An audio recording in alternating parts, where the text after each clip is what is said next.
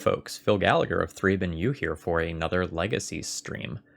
Um, I was planning on doing one of the donation deck lists tonight, but then someone posted this deck list to my Discord server, and I just absolutely had to jump the queue to play this tonight because I've had so much fun playing with the various Titania deck lists in the past that I just wanted to give this a go. So colloquially, this deck is often known as Applejacks. The trend of naming legacy decks after breakfast cereals has a rich tradition, and the Jax here is Orcish Lumberjack, which is kind of like Black Lotus, except you can do it every turn. Never mind the downside of sacrificing a land, that part will probably work itself out somehow. So the goal of this deck list is to turbo out a Titania. And Titania, when she ETBs, you return a land card from your graveyard to the battlefield, and whenever a land you control is put into the graveyard from the battlefield, create a 5/3 green elemental creature token. The combo here with this deck is Greater Gargadon plus Titania. You can, when Greater Gargadon is suspended, you can pay 1 red mana to go and remove a time counter from it. And you do, I said that wrong. You can pay 1 red to suspend this thing. And while it's suspended, you can sacrifice an artifact, creature, or land to remove a time counter from it. So, you put Titania into play, and then you sacrifice all your lands via Greater Gargadon, and you get a 5/3 elemental for each one of your lands you sacrifice, while also making it so that you have a looming 9/7. And when you're not comboing off with Greater Gargadon, every time you have something you don't need, or your opponent is going to go and use a removal spell on something, you can just offer it as a sacrifice to Greater Gargadon, which is a beast of some nature with some sweet little tusky things going on, and just slowly summon this giant beast to crush your opponent. In the mid game, you have things like Punishing Fire and Abrupt Decay to kind of make it so that you can interact with your opponents.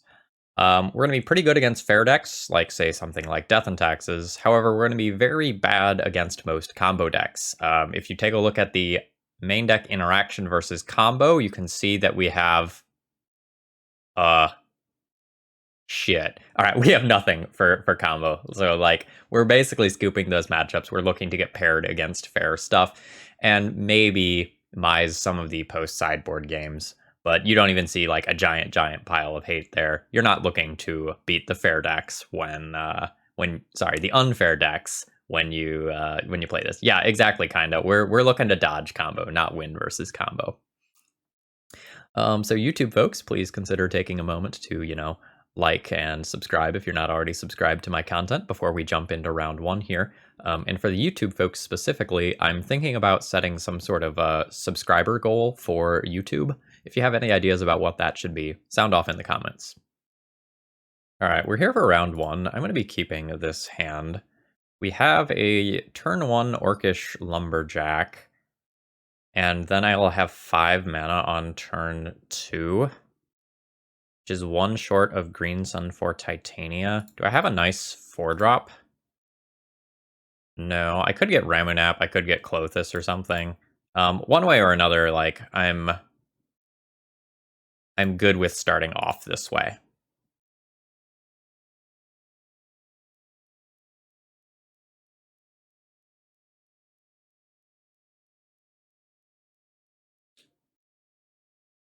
I can also wait a turn and just, like, do something like cast Gilded Goose next turn, and then just fetch up Titania the following turn. I'll see what I draw.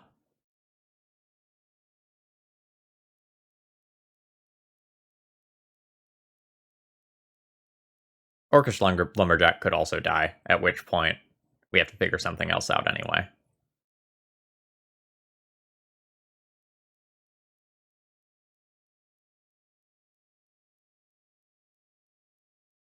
So, in the face of my opponent not doing anything, I kind of lean towards just, like, playing a little conservatively and just playing out the Gilded Goose this turn.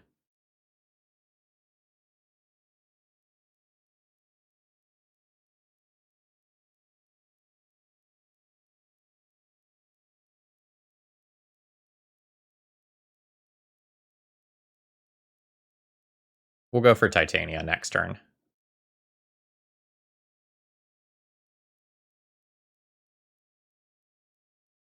I'm just ever so slightly spooked about throwing Orcish Lumberjack and a land away into a potential counterspell. If we get combo vibes from our opponent, then I'm, very good with doing it next turn. But if my opponent just, plays a creature, I will just Abrupt Decay and drag this on for a turn or two and try to play around soft permission like Spell Pierce or Daze. Bloodstained Mire makes me think combo rather than Delver.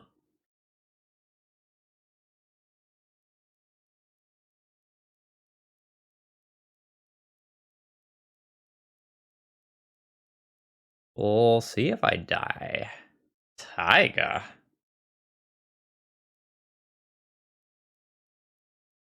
Alright, so TES then? TES then.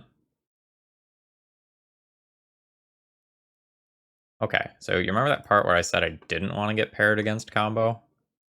This is more or less why. We're gonna go down real hard this first game. And then I don't know exactly what we do after that.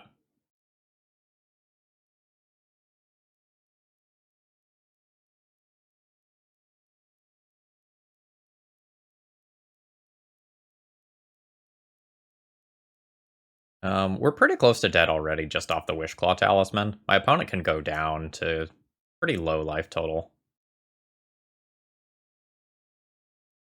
5, 6, 7, 8.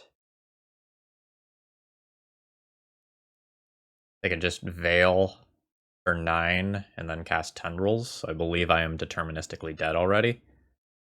So this could be green to just cast a Veil. Be 6, 7, 8, 9, 10.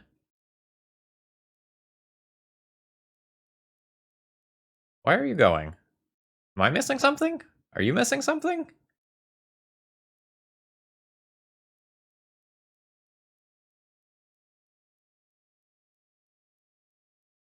It seemed like I was dead.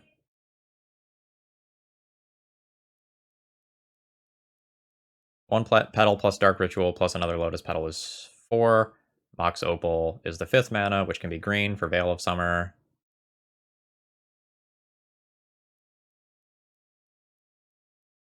Yeah, at this point I'm going to make my opponent click through. Because I'm kind of confused why I didn't just die. Like, without my opponent taking any other risks.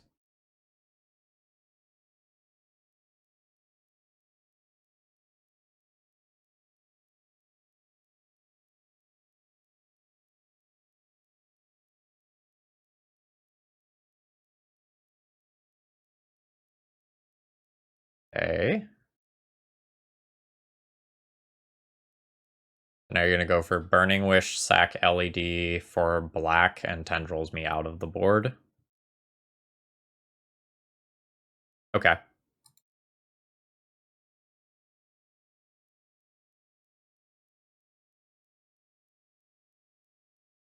That all makes sense, but I think they had it earlier. Maybe they don't know what I'm up to.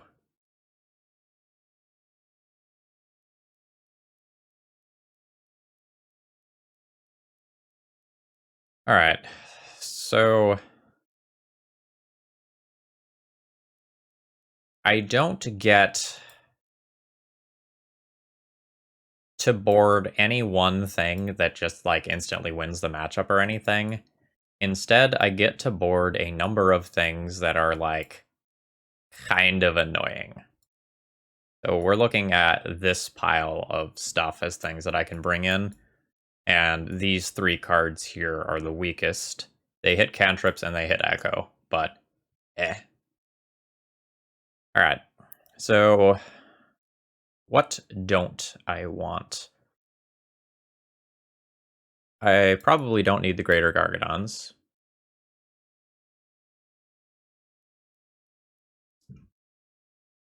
That doesn't directly contribute to killing my opponent, so I probably cut that.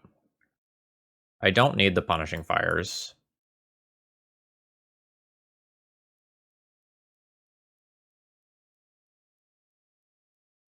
The Abrupt Decays are still fine. They hit artifact mana that's played out.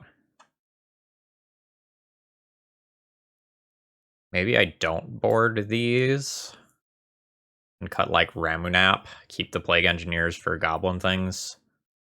Rix Maadi Reveler is one of the weakest things that's left over.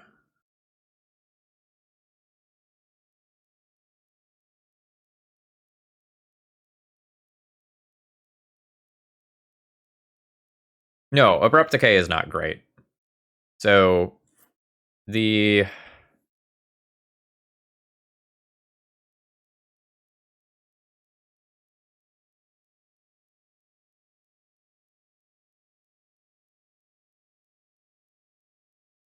maybe I cut like 2.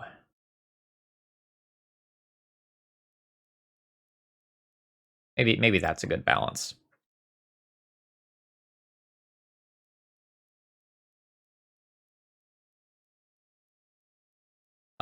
I don't think Surgical is great versus TES. You don't really care about Past in Flames. It's like really, really rare that they go off via something like Past in Flames. So instead, you like the graveyard hate that matters is something that can stop Echo, and just due to how priority works, most of the time they crack LED and they have an opportunity to use that before they go and give you priority so that you can extract it.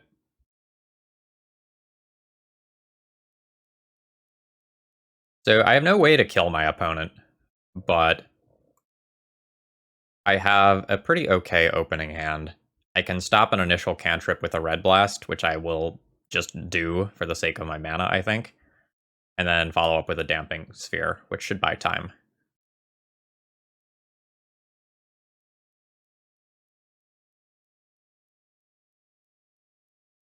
Yeah, Headshot Catcher kind of threw this list my way immediately, and I knew it had to be played. Yeah, against Ant. Ooh. Oh god, which one of those do I do? Probably Damping Sphere. Probably Damping Sphere. But those are, like, very good. The reason to play Oof first is that it gets to attack the following turn.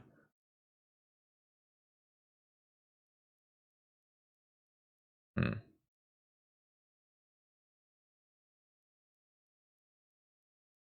I'm gonna go ahead and do this. It's slightly worse as a piece of hate, but against TES, it's hard for them to just go off with non-artifact mana only.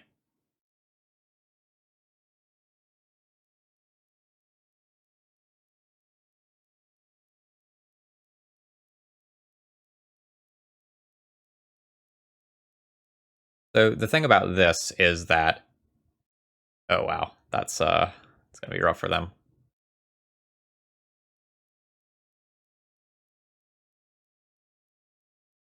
For some of the like, I would like to play multiple cantrip sort of things. Those scenarios, Damping Sphere is better.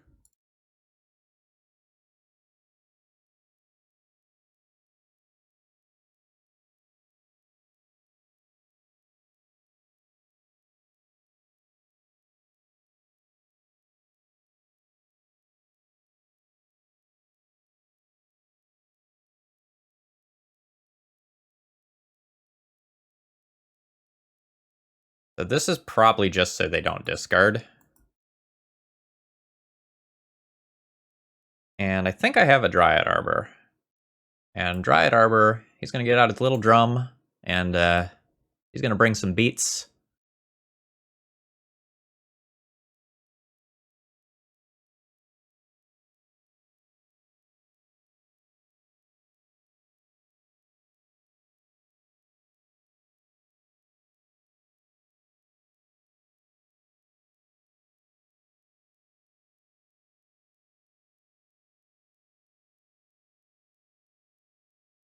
Yeah, opponent probably needs 2 separate bounce or answer spells of some kind in order to get through current board, which is a lot to ask for.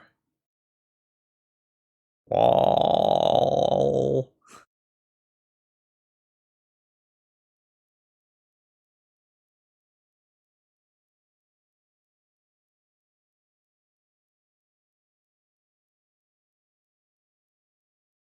This is just like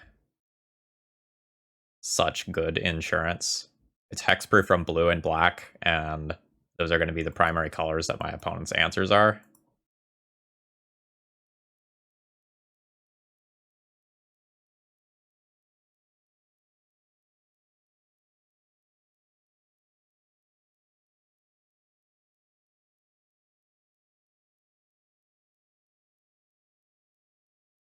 Yeah, he's just going. He's putting on the beats. He's having a good time.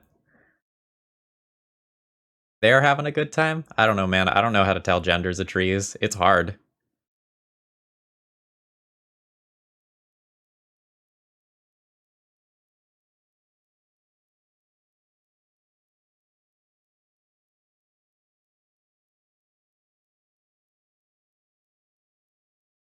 Really though, I had to do that for a class once. It is a major pain in the butt sometimes. So I was asked to do that in a winter course, and in like summer or spring when things are like flowering and there's fruits and stuff, it's not so bad. And it's like, okay, take a look at the bark patterns and then like the little tips, and if you take a look at these, you can maybe tell. And it was just like, why? Why are we doing this? this is this is not fun. All right. On the draw, I think I'm gonna take one more blast and like board out one Rix Maati Reveler.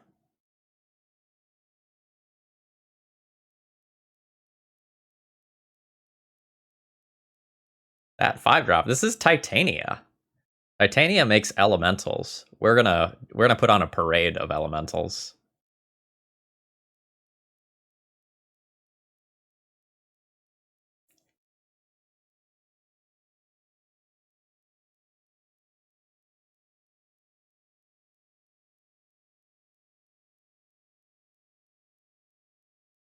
Um, my hand is medium minus. Force of Vigor can eat out some artifact mana that's played out, or can maybe hit a Wishclaw Talisman. But I think since I don't have another like good turn 1 or 2 play, I should just mulligan this. Oh baby. This is a little closer to what I'm looking for.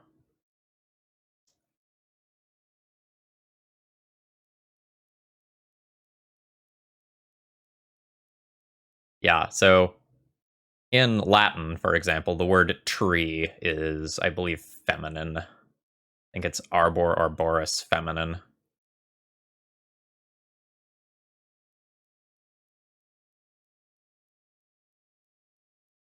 Gendered words are really interesting. Oh, wow. Opponent kept a hand that was at least a wee bit sketchy. They're also unlikely to be able to answer this oof this turn, which is pretty good for me. Go ahead and play out Swamp. Also, this oof is a one of, and just here to do work.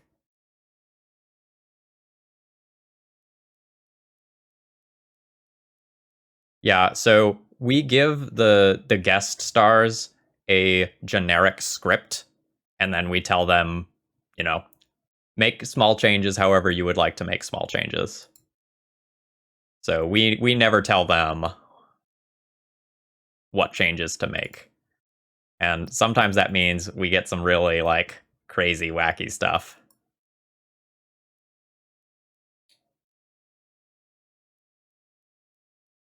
I don't think this is a Dryad Arbor. I think I want fixing here. Are you?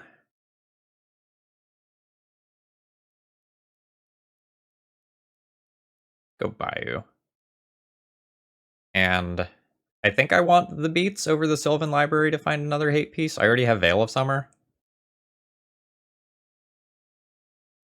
I think I value the clock this turn.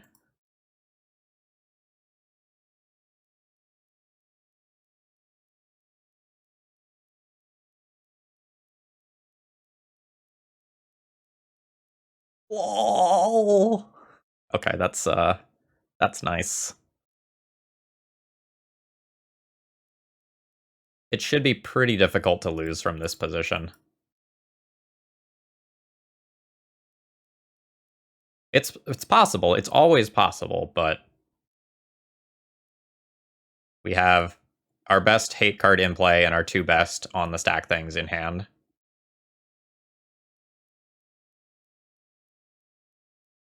Honestly, I think I just speed up the clock.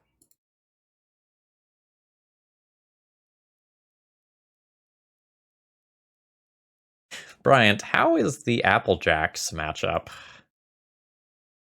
I love sending him messages like that.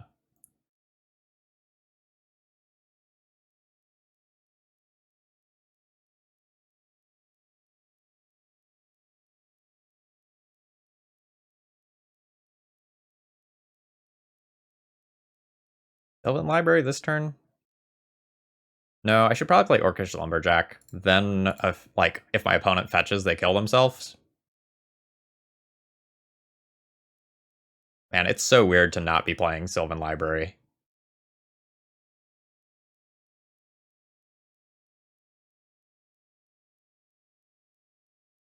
I've lost from so many positions that I thought were just absolutely unlosable. So stuff can happen.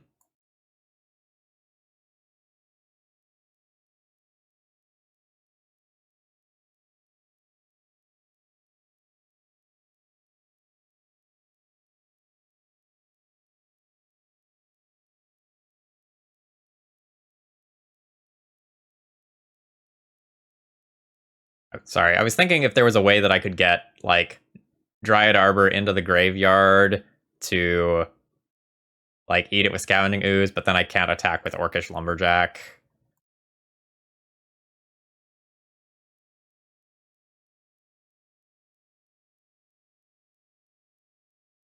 Okay, so opponent has to have something here.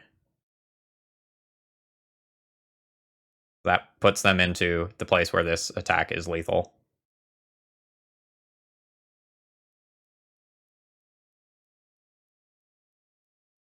Hexproof from blue and black. Or green and black. Ta-da!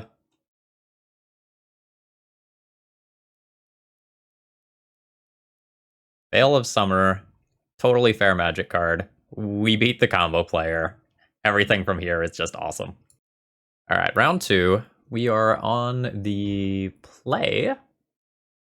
And we have a hand that's kind of similar to the one that we did last time around. So I'm going to go ahead and keep this.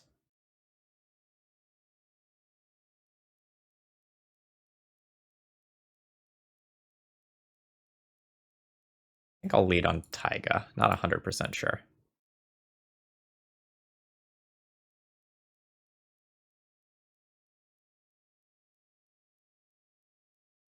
Okay. Alright, another Polluted Delta deck. We will see if it is TES again. The Oof's not main deck, right? That was a sideboard card. It's not. Alright, we are playing against a snow deck.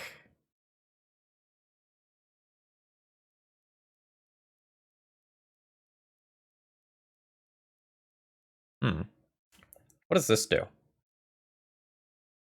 How weird can I get? Orcish Lumberjack, sacrifice Taiga, have 4 total mana. Use 1 to play Veteran Explorer, be floating green, green, green. Play Badlands, back up to 4 total mana. Go down to 2 total mana. Cast Abrupt Decay on my own Veteran Explorer. And then cast a Green Sun for Clothis?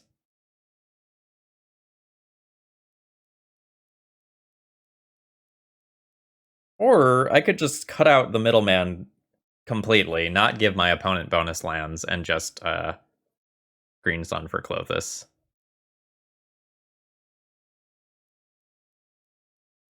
That's probably just better. I can also wait 1 turn and try to get Titania.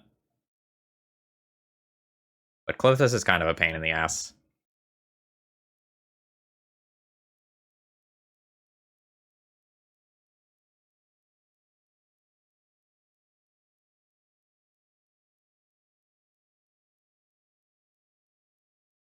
I think I want to Force of Will check them here.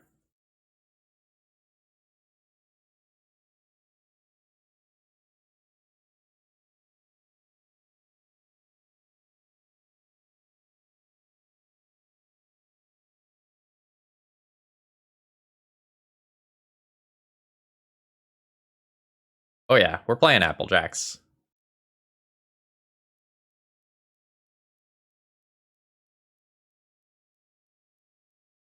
Boo! Boo! Opponent hates fun! Boo!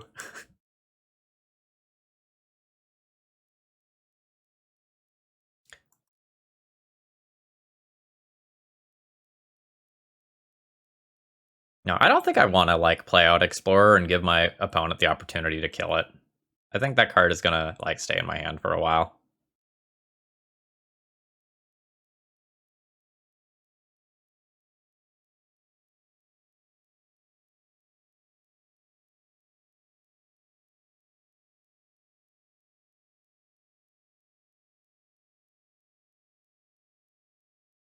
I think I'm just gonna hold up a Decay in this turn cycle rather than play out Veteran Explorer.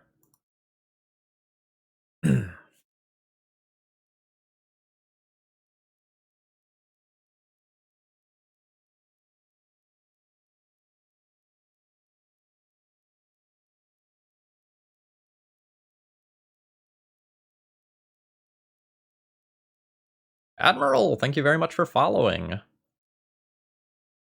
Hope you're game for elemental shenanigans. Uro, huh? Well, alright. Got a wee bit time walked.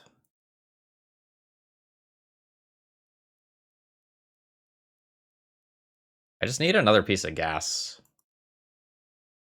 Or Cruxion, thank you very much for following as well. Surely this is worth doing.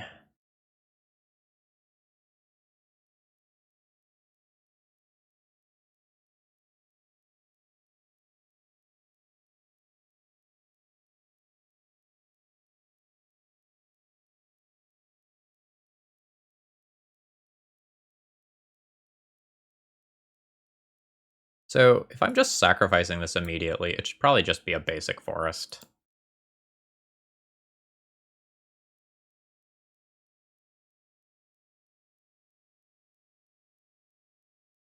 So, I guess I want to play a Veteran Explorer first.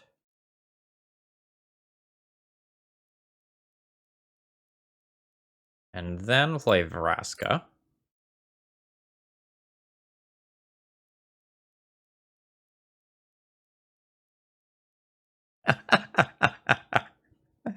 Applejacks do not taste like jacks. Not that I've eaten a bunch of jacks myself, but I can imagine that they don't.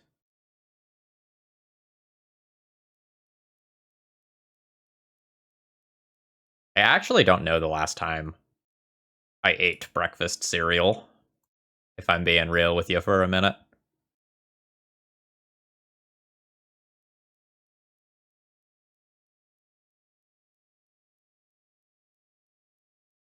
I'm more of a, like, muffin or granola bar person. Foreman, it's going well. We beat TES in the first round. We're paired against Snow in the second round. We drew a Titania. Well. 1, 2, 3, 4, 5. I mean, let's fucking go.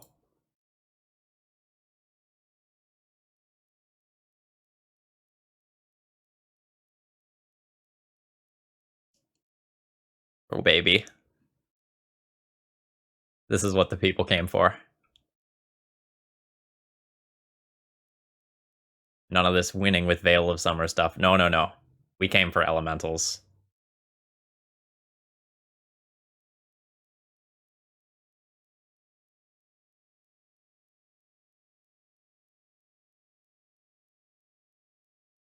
This is hot.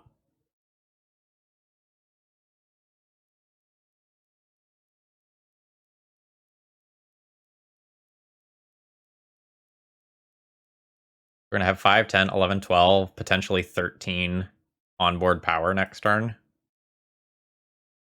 That good? Feels good. Fuck me. God damn it.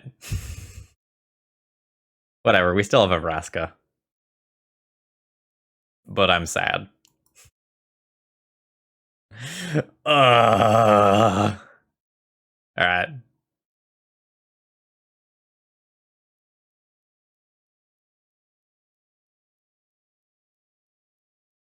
So that was a 3-for-1 that also cost me 2 of my lands, just by the way.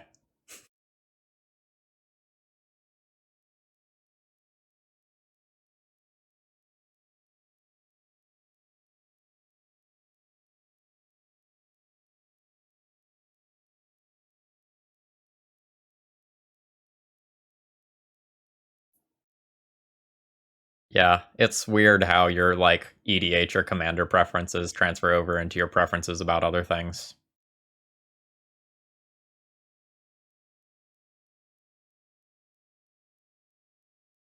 Am I just down-ticking to blow that up?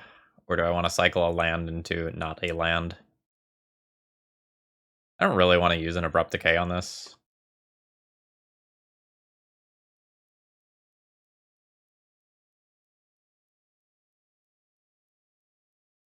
I guess I'll just blow it up.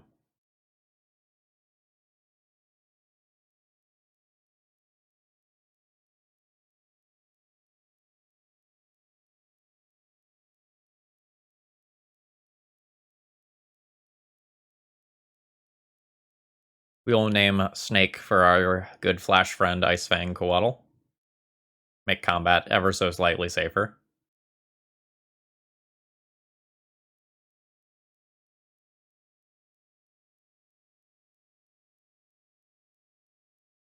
I don't know. All right. I don't get nice things. It's fine.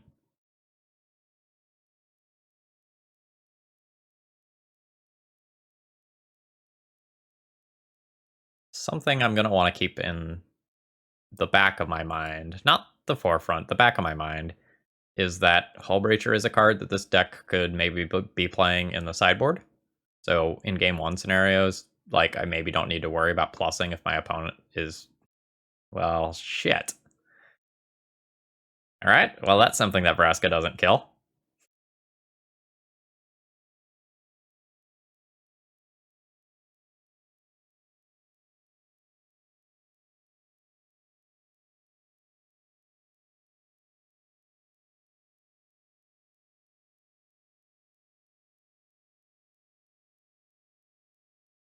Oh my god. This is the greatest Caustic Caterpillar of all fucking time.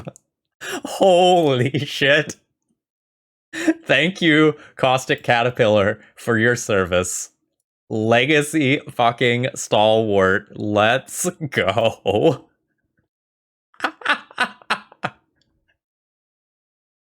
Oh my god. This is everything that I needed tonight.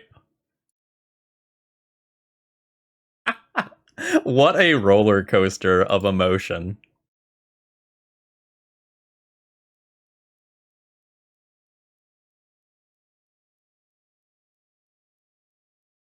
No baby sharks allowed. No daddy sharks. No mama sharks. Tsundere sharks, though? Yeah, get them in here. Absolutely.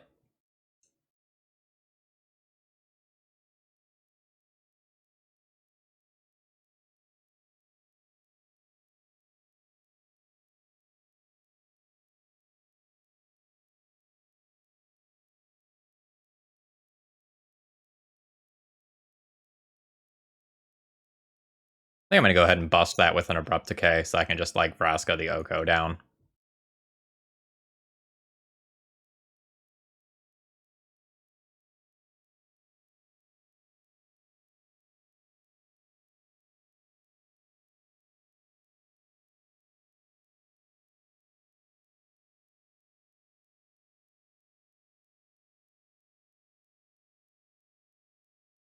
Yandere sharks. Now we're just getting weird.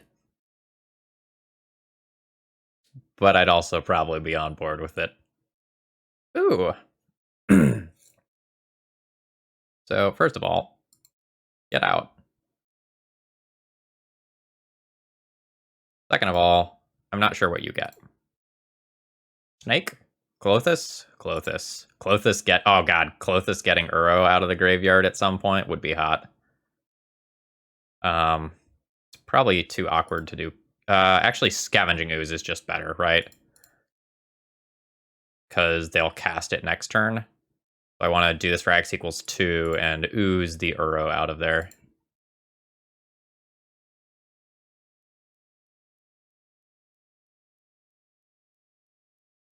So this is the worst card, but it's situationally quite important. Boo!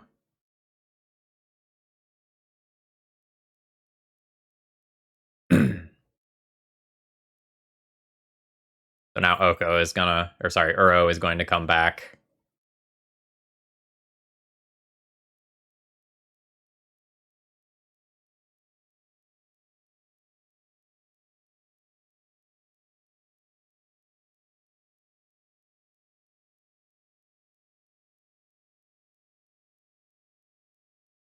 Maybe the player who has decided to play the pile of good cards won't see the obvious line with their good card. It's true.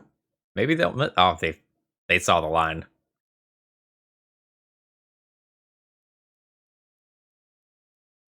Whatever. Like, we Caustic Caterpillared a Shark Typhoon, so everything else from here is just gravy. So I can't minus to kill this.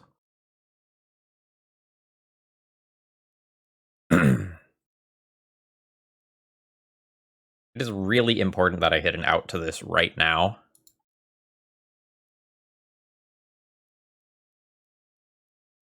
So I think I'm going to go ahead and fetch and just get a land that I don't want, like Mountain.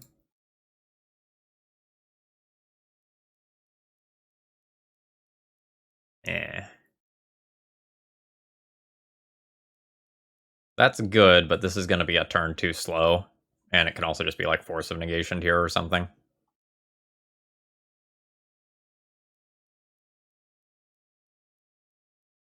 Yeah, I mean, Oko and Uro are both obnoxious.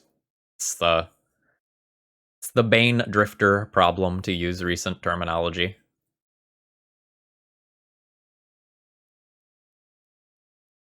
It's a card that wins the game while also generating huge amounts of value at CMC 3.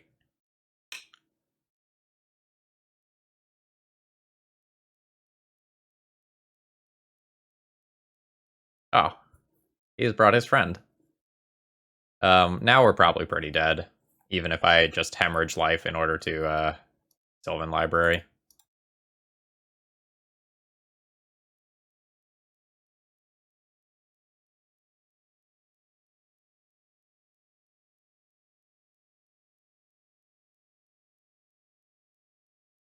Hmm. Yeah, I see I have some dropped frames here. I think I'm good now.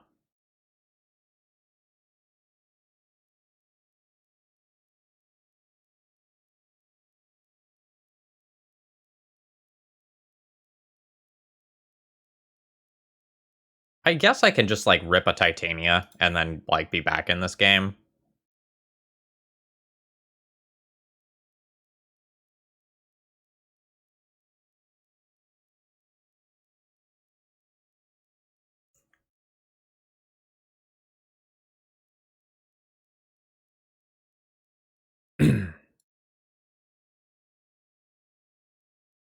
So let's play this Reveler and use it to loot away the Lumberjack. Redraw another Lumberjack for good measure.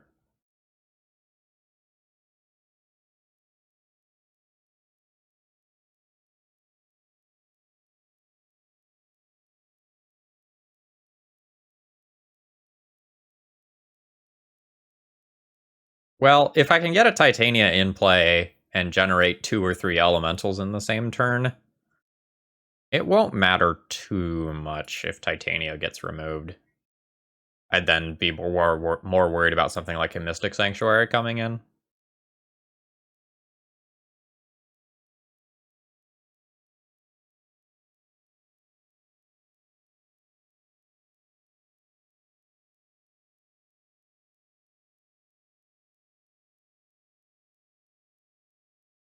Rix Maadi Reveler is getting thrown under the bus here. 100%.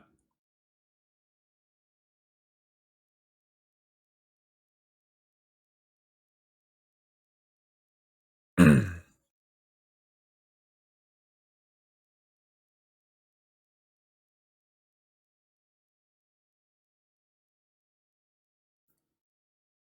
think I need to save the fetch land. Okay. Wait, hold on. 4 life each? You're not killing me. I'm going out on my own terms.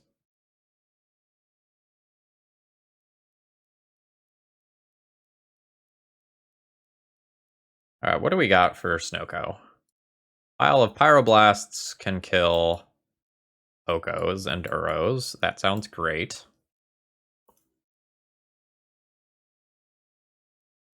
Our opponent is sort of a more white version, closer to Miracles than some of the other more black versions that feature more heavily on things like Abrupt Decay. So, fail while fine is maybe not crippling. I probably still end up bringing it in.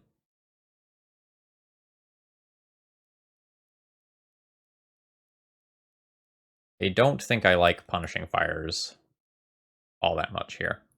Headshot Catcher, the idea is with Greater Gargadon, while it's suspended, you sacrifice all of your stuff to get elementals with Titania. So, like, you sacrifice 5 lands, you make 5/5/3 elementals or something like that. That's the game plan.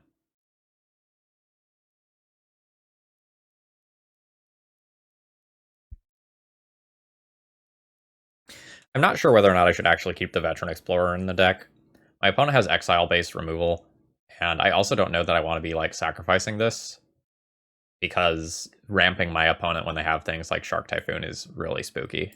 I think I'm going to side that out, and then maybe I go down 1 Gargadon. That plan is way scarier when my opponent has Terminus and Swords to Plowshares.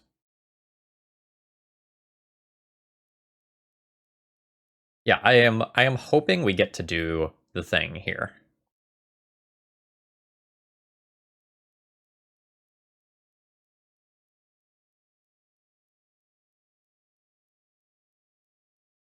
I think this hand is probably pretty good.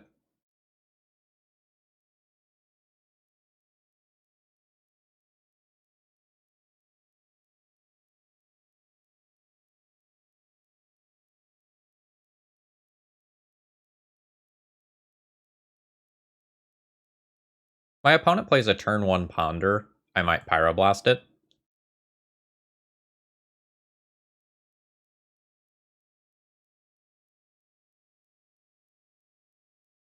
Demir619, thank you very much for following. I hope you're enjoying the content.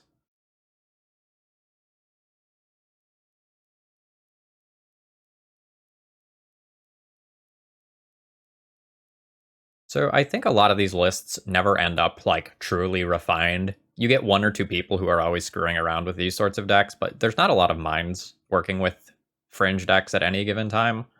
So a lot of times when you're thinking about individual card selections, that's just what that person was trying out. Like, you shouldn't read too much into anything. A great example of that from this list might be something like Rix Maadi Reveler, which, oddly enough, was in the previous Legacy deck that I played as well. That's probably someone trying out that card. Well, alright. Rather than it just being absolutely insane. And, like, a must include in the deck.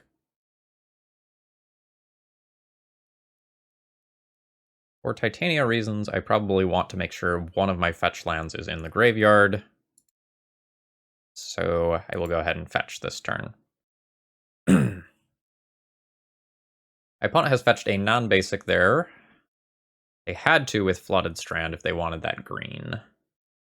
I don't know that I can beat back to basics anyway if that resolves later this game, or I have to like just Pyroblast it. So I don't think I'm going to fetch another fetch a basic here.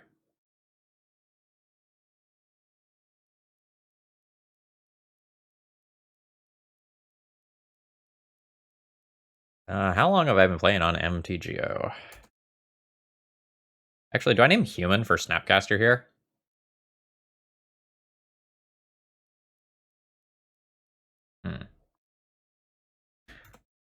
I'm still going to name Snake.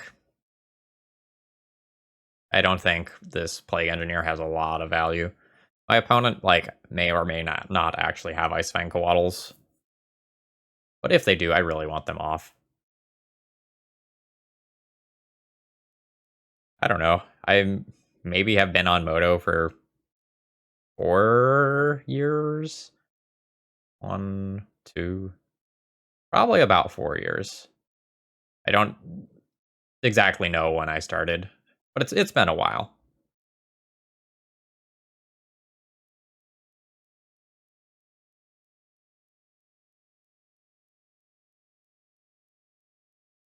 Andre Russo, thank you very much for following. Hope you're enjoying the content. Yeah, I've been playing Magic since around the release of Scars of Mirrodin. That I'm pretty confident about.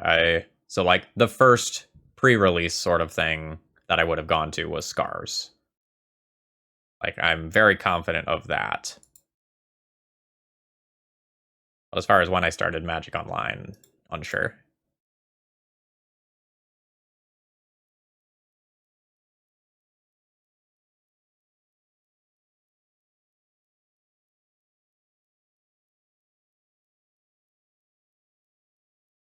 Yeah. What we doing? 3?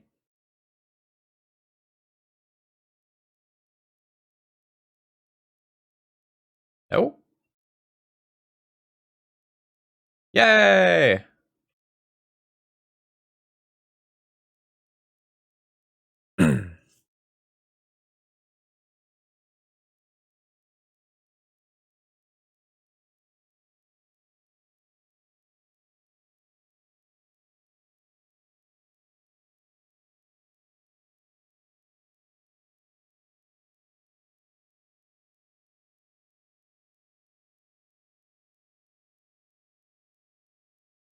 Alright, we have our big haymaker, which will produce a 5/3 elemental at will. This is a great source of plowshares for my opponent, though, unfortunately. Yeah.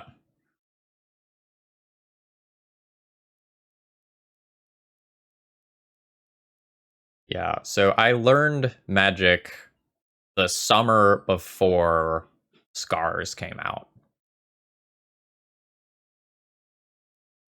So, must have been like summer 2010. And my kid neighbor taught me to play. And in passing, I mentioned to one of my college roommates that I learned to play over the summer. And then he brought a whole bunch of his starter decks from back when he played. Most of them were from like the Kamigawa era, with mechanics like Soul Shift and stuff like that, and Kamis. And it was a bunch of fun. And then I went real deep down the Magic train not too long after that.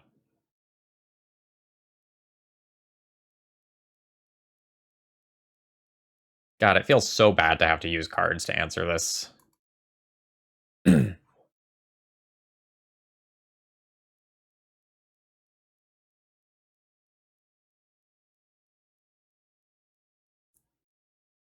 Yeah, I played casually for about a year and a half.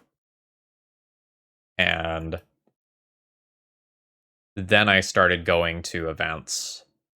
I didn't really go to events beyond the Friday Night Magic level until I was done with undergrad. And then after undergrad, I spent a lot of time on the trade floor and basically transitioned from standard directly into legacy.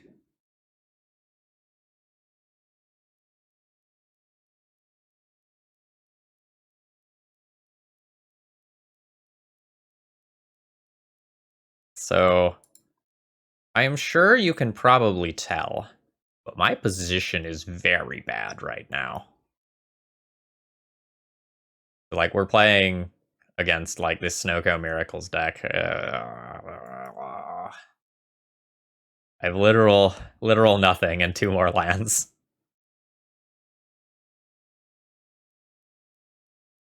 Yeah, Admiral. Do you just want to give me the general idea? It's really rare that I say no to something. I don't think I've turned down anything in over a year. Let's see. Born in summer of 89, so that's 31. 31. That sounds right.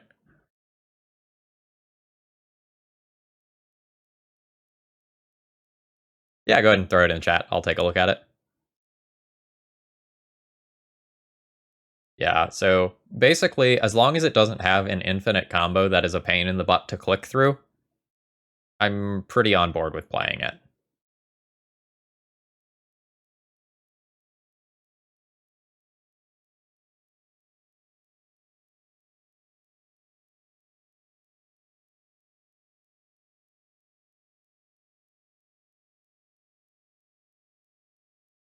Kaya's Guile.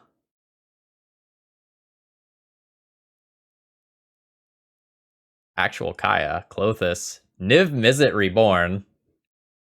Yeah, I think I could enjoy playing this. Oh, sorry, opponent. I thought I clicked through your Uro. Yeah, so I try to avoid playing things like Bomberman that just require an absurd number of clicks to combo off. Yeah, Food Chain is another one where it's just like, all right, we probably shouldn't play those on the channel. I'm gonna throw in the towel for this match. Our opponent has 7 cards in hand plus an Uro, and I've got nothing. C'est la vie. All right, I don't know about this hand. I don't have a way to accelerate into these Titanias, so I think this one just goes back. Like, this Goose gets me to 3 mana, but I need to get to 5. I'm gonna ship this and try to find something more unfair.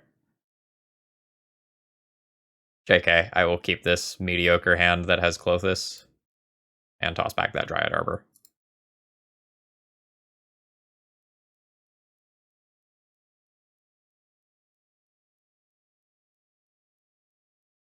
Wooded Foothills. Could it be the mirror? Oh, it's goblins.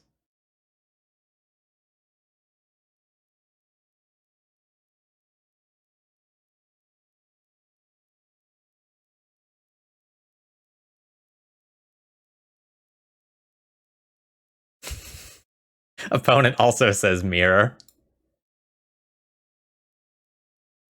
Not quite. We're gonna have to hit them with a smiley face in chat.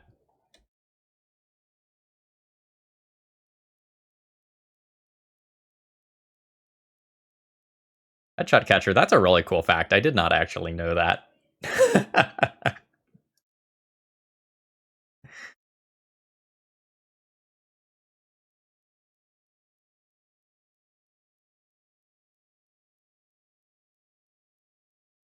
All right, I'm going to copy that comment for later.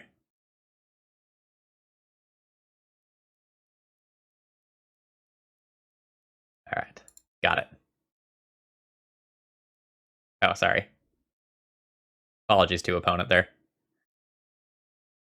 Yeah, Admiral, that donation will probably happen beginning of January, would be my guess. Punishing Fire is a sick draw. I don't have my exact schedule figured out for the next few days because, you know, holidays are happening and my plans could change on a dime. Not that I'm going anywhere, because pandemic and whatnot. But I want to stay flexible in case the girlfriend wants to do a family call or something like that. Philosopher5, thank you very much for following.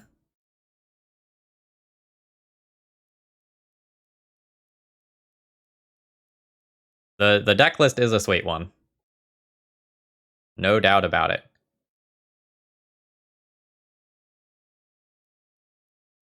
Oh, yeah, I mean, my old mic sucked. Like, my old mic was totally fine for streaming. No doubt whatsoever. But for a podcast, my audio quality was just not there. Like, I knew that for a while, and I was trying to fight it. But eventually I was just like, it just needs to happen. I just need to, throw out $150 and get a nice industry standard mic.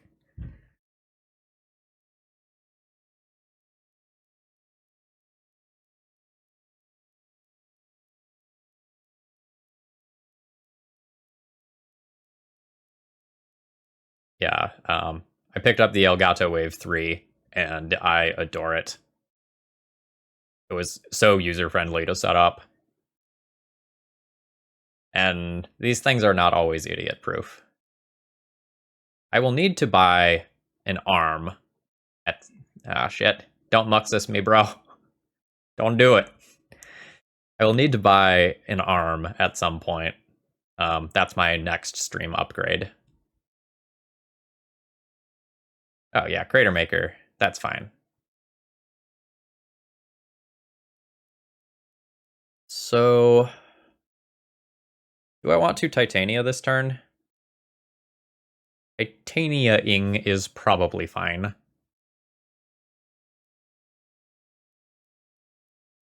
And also just cast Punishing Fire, rebuy Punishing Fire, cast Punishing Fire. Maybe that's what I should do this turn.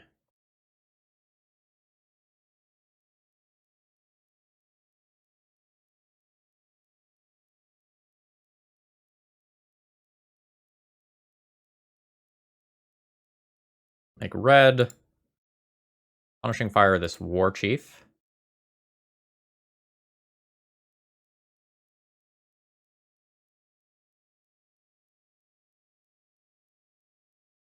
Then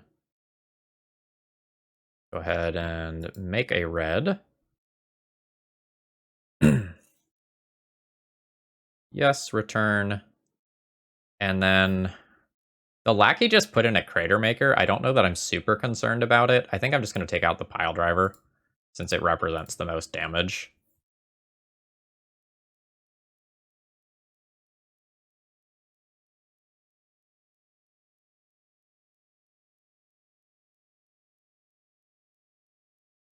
Yeah, if they top deck Muxus, or if they tick Vile up to 4, get Ringleader into play, and then like hit Muxus off Ringleader, we can be in trouble. But they already have like 2 different things that support cheating on mana, so like the third doesn't make as big of a difference as normal.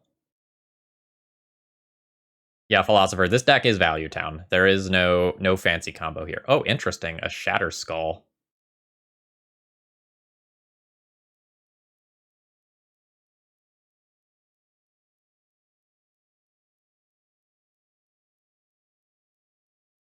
That land is actually pretty damn good.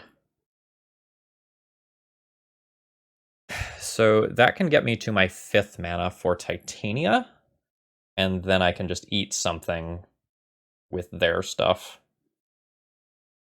Yeah, I think I'm good with that.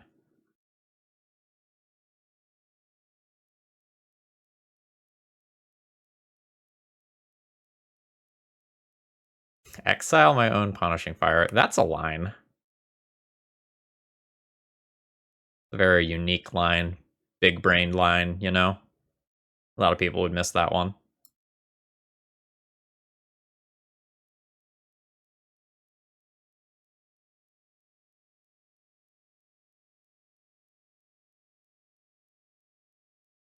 Here we go.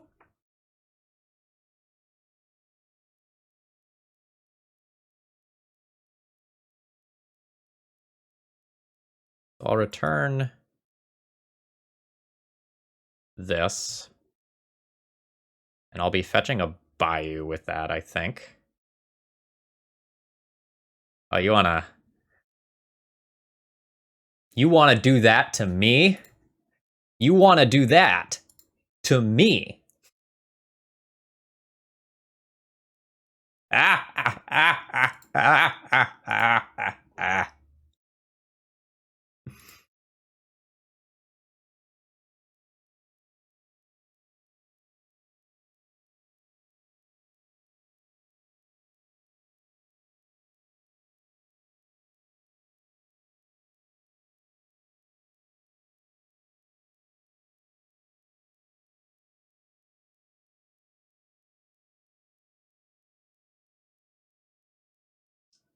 Um,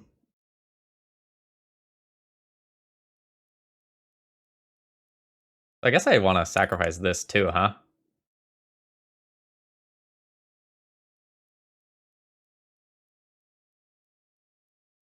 I will cast my Greater Gargadon.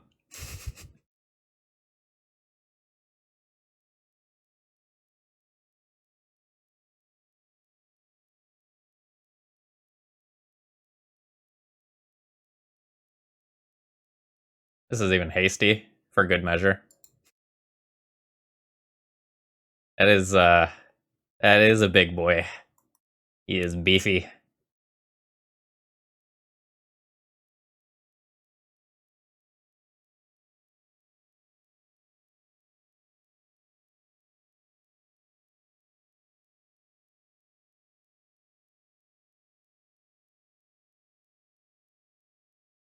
Bayou?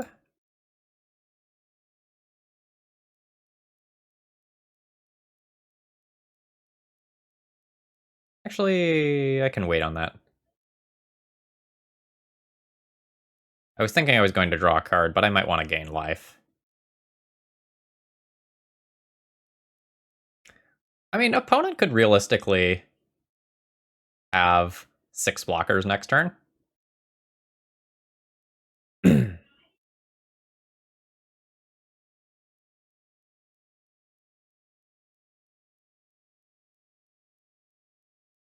Not going to count them 100% out yet.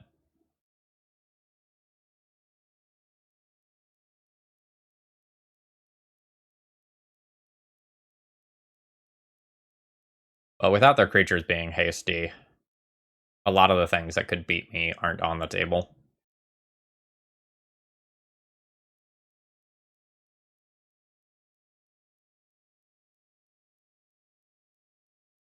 I also just have Klothys as inevitability here if things stall out for a turn or two.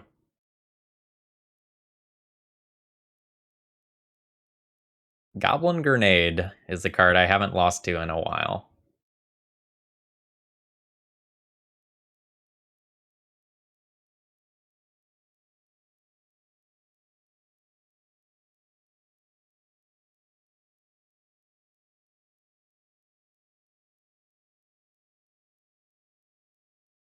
I wonder if I can get enough devotion to turn this on at some point.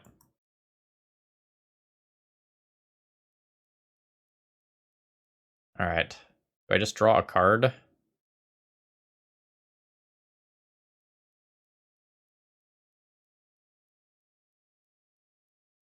I probably just draw a card.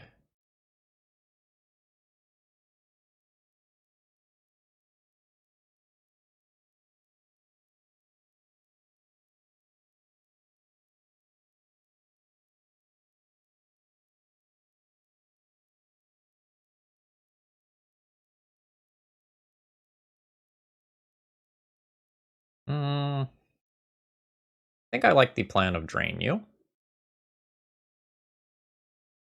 Nobody! Thank you very much for the raid. Very much appreciated. Hello to everyone that's tuning in. I'm Phil Gallagher of ThrabenU.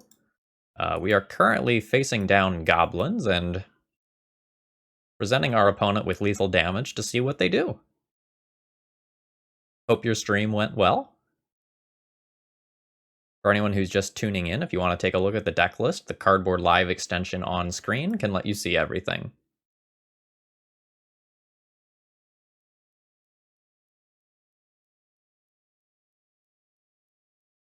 I mean, I'm basically playing Nick Fit here, so I feel that. My opponent has to block all of these, or they represent lethal.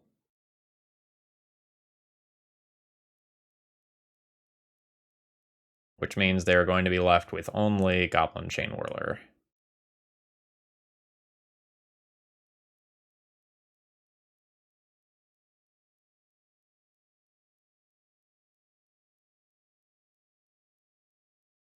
Although I suppose my opponent can sack Goblin Cratermaker and then take out another elemental as well. Yes, and that is indeed what we are seeing them do. I will lose 2 elementals on this exchange.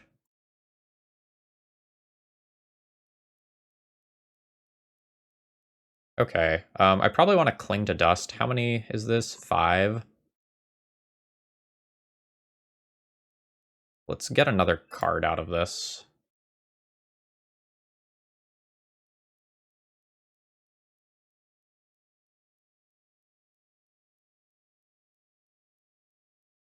Oh, I see. It's not the same converted mana cost this time. JK. In that case,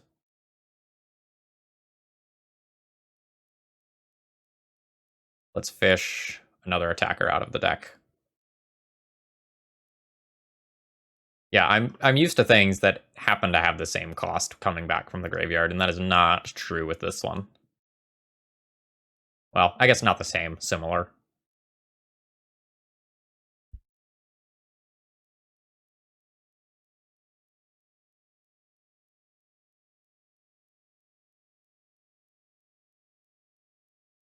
Okay, so we did the thing. And so this stream is a smash success now. I am probably boarding 0 cards. Force of Vigor and Collector Oof are about the only things that I realistically could board in, and I don't know that any of my cards are actually worse than those. Rix Maadi Reveler doesn't do a ton. But, like, Force of Vigor is basically only for Aether Vial, and the same is true of Collector Oof.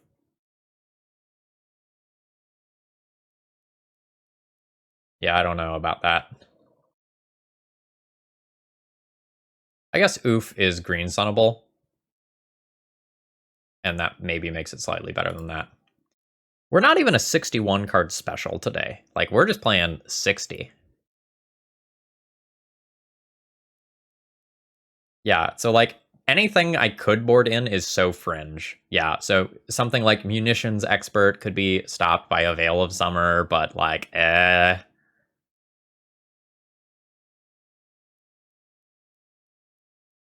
Like, Force of Vigor can stop a Vial, but that 2-for-1's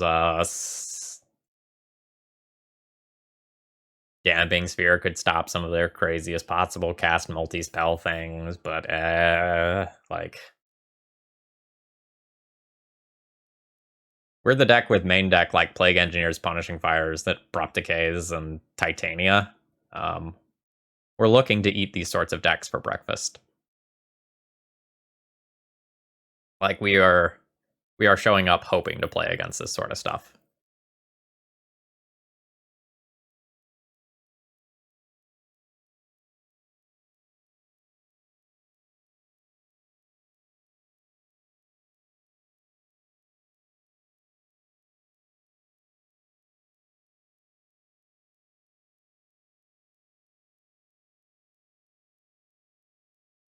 So if I spike a land, this has turned to Titania. So I'm gonna hit the keep button here.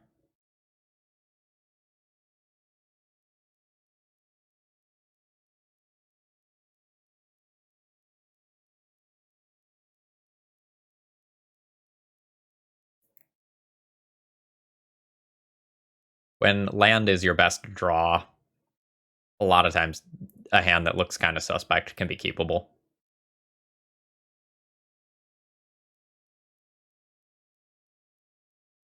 Old Gunlow. I don't know if you yourself have a beard, but if you have a beard, you just have to touch it. It's the rules. And if I'm looking down, it's because like I want this microphone to be at this level, but I have the microphone sitting at this level. I need to buy an arm for the microphone to make things slightly more comfortable for me.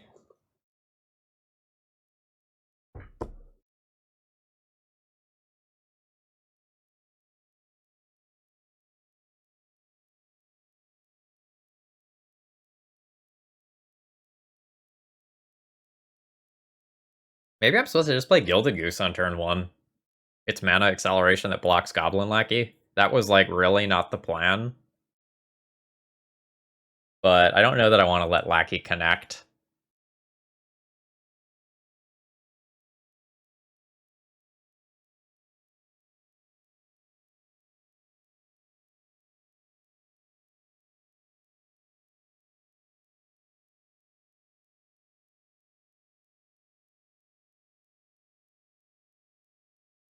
Yeah, I think I'm going to go ahead and play Gilded Goose here.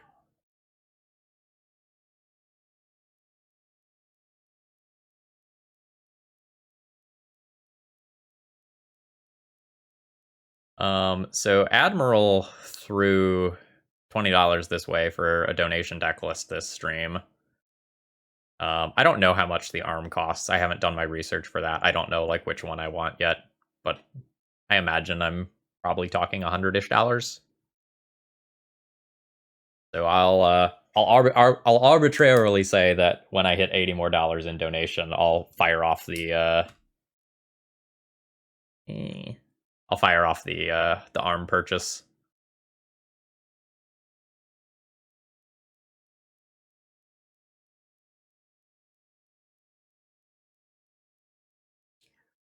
I probably won't order until after the new year, though, regardless of when I hit this goal, because the United States Postal Service is very overworked right now, and packages are piling up. The pictures of our infrastructure don't look good.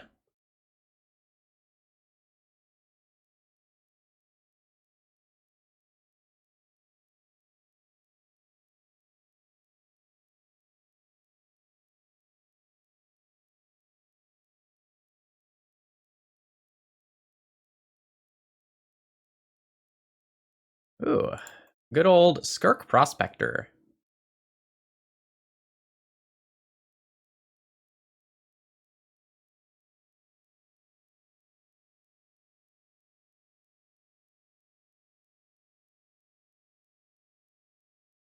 So I'm gonna need another land.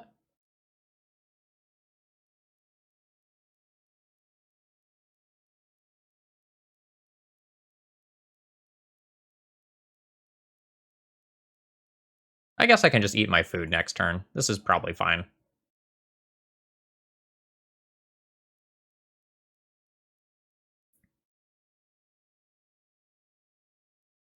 And Erg019, thank you very much for following. Yeah, something that's been going around in the MTG community the last few days is various conversations that look something like someone pops into your chat, says, "Hey, are you okay? You kind of look like shit." And then everyone is like, "Yeah, there's a pandemic outside. Like, of course everyone looks worn down and tired. Like, yeah." That's what normal is right now. And that sort of thing really grates on people over time. So sometimes people do it maliciously, sometimes they just like say it meaning a good thing, and then like it doesn't actually end up being coming across the way that they intended it to. All right, so I have 1, 2, 3, 4, 5, and then a 6th mana. So I could actually just green sun for a Titania and save my Titania that is in hand. That keeps Gilded Goose untapped. Or no, that would tap Gilded Goose. Okay, no, so I just want to play the one from my hand. Alright, so we'll go green. Green. Chop down some trees for green. Titania. Titania returns Wooded Foothills. We'll go ahead and fetch with Wooded Foothills. We'll yield to that. Make a Deuter. Do I need black? I guess there's worlds where I want black.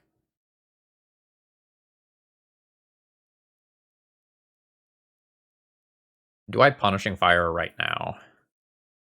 I kind of like Punishing Firing this.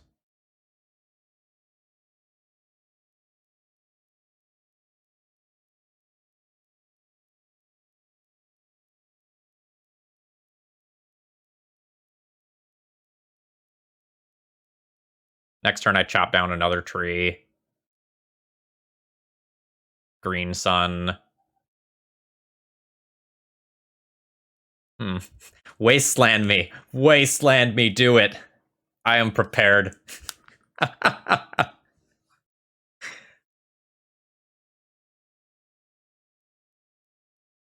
Yeah, Avaros. So yesterday I busted out Ring Fit, which is a workout game for the first time in months. And like I did a leg workout and I was like, holy crap, I haven't done any thigh presses in like a long time. I was not ready for that.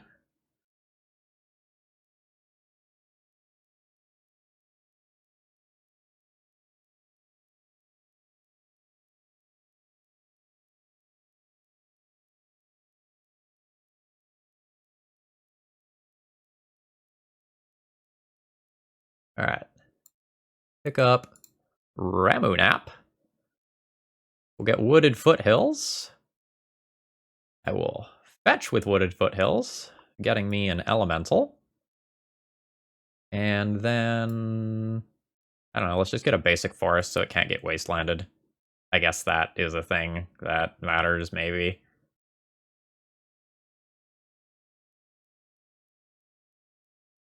Send them.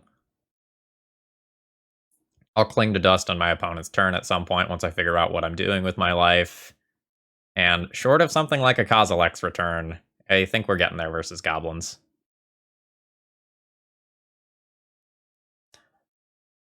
Yeah, so I'm finally off on winter break, so that means that I can do some proper workout stuff that I haven't had time to set up. Okay, I'm keeping another one of those hands that just has the possibility of setting up an early Titania. So that means I need to fetch Taiga on turn 1.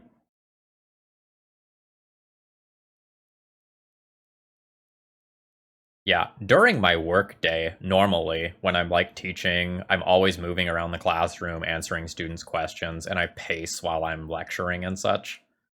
So in a normal day, I probably walk 2 or 3 miles just teaching.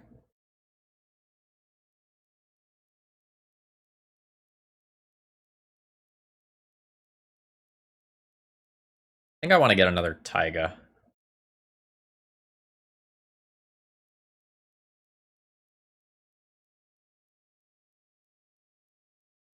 Live the dream! Black Lotus machine!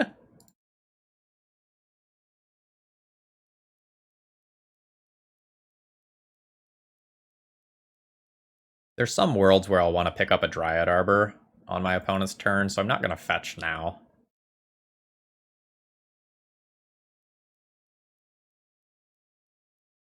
But I'm going to be looking to Punishing Fire one of my opponent's creatures and Abrupt Decay another next turn. That probably means I'm just fetching a Bayou. It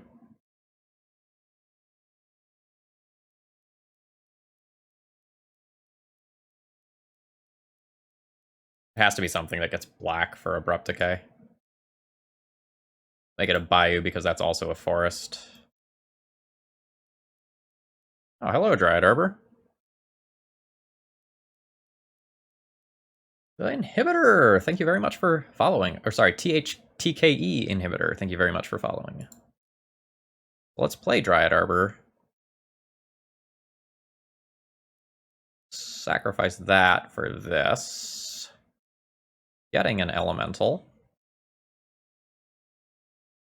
Punishing Fire a Dryad Arbor.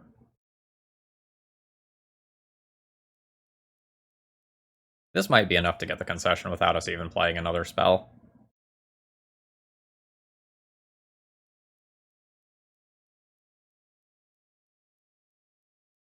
We attack in for 10, and then we have 15 more damage incoming the following turn. So, I already made my land drop this turn, so it's not super relevant to have to play Ramunap this turn. I think just keeping them off of like Gaia's Cradle mana or extra creatures for Birchlore or Heritage Druid is just more important. If I didn't have such a powerful clock in play already, I might want to just wait things out and play more patiently.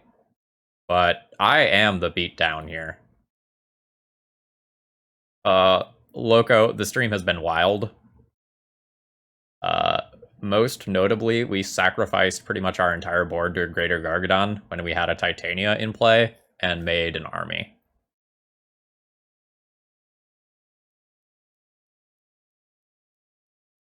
I'm a lumberjack and I don't care.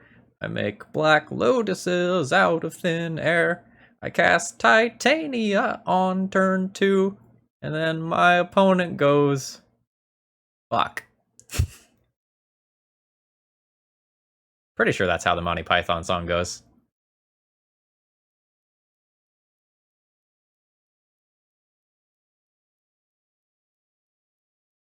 Oh yeah, I think a whole bunch of people who have never experienced depression or anything of that general nature are picking up low-grade instances of that. Like I have a lot of students who were just like wonderful, happy, working all the time, straight A students last year, and then like this year has just changed them. It's so much harder for them to like do the things that they really enjoyed doing previously. Like you can look at all sorts of mental health statistics and it's spooky. So like don't feel bad if you're in that situation. Like that's what's normal right now. My teaching was remote. Some of my colleagues at my school are doing hybrid, but I am teaching fully from home, which I'm very thankful for.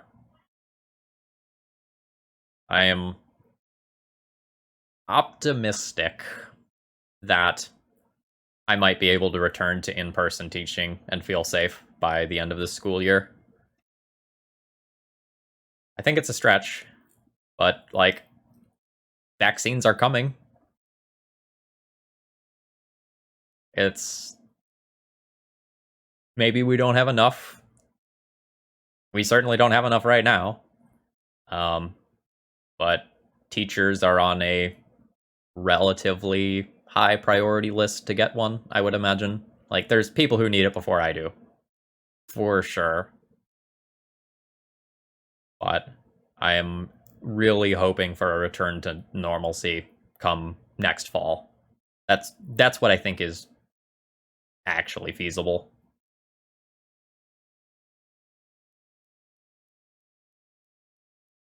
I wonder if my opponent has like disconnected or something here.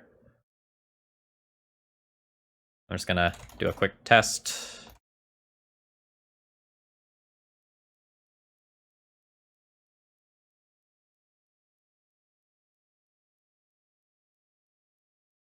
Yeah, so like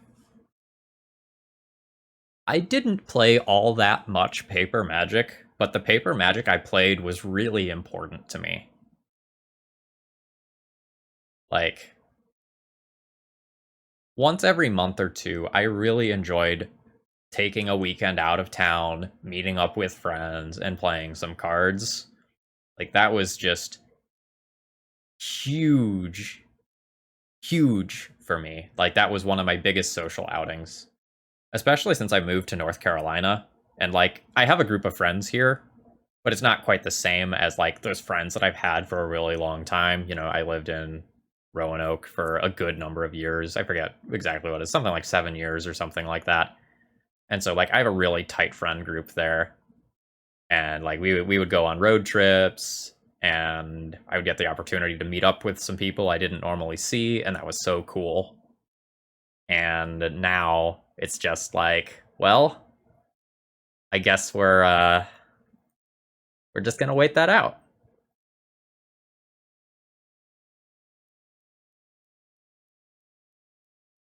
I am in Shelby, North Carolina, which is about an hour outside of Charlotte.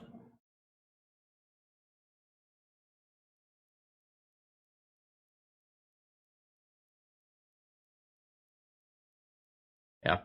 As far as my mental health goes, I'm doing pretty well.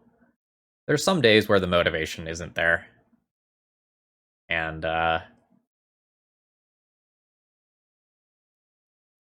I don't get a lot of work done on some of those days. Like there's some days where I do 3 days worth of work and I really like have my nose to the grindstone. And there's other days where you just kind of feel defeated and it's like, well, I'm gonna do some things today, but it's gonna be lower key things instead of things that involve a lot of thinking. Sensei, thank you very much for following. This game's kind of slow. I think our opponent has come around.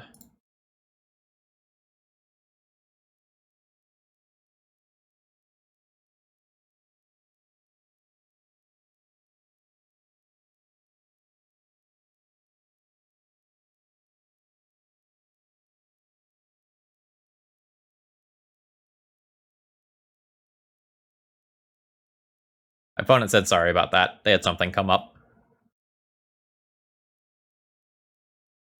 Yeah, some of the states on the East Coast are like oddly diagonal. So like Virginia's kind of a small a state in some ways, but like if you're trying to go diagonal from coast to coast, or I guess like not coast to coast, but from corner to corner, you you're in for a long drive.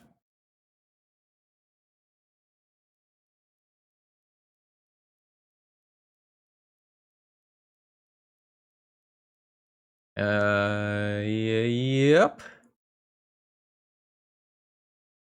So no need to sideboard here. Looks like we're good.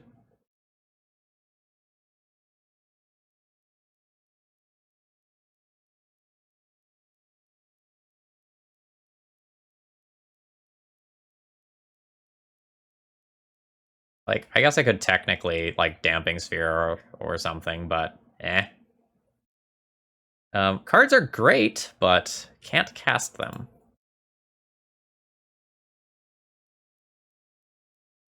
What does this hand do? Hand casts Abrupt Decay twice.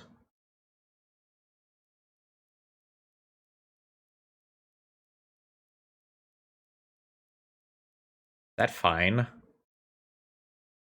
I'm not excited about it.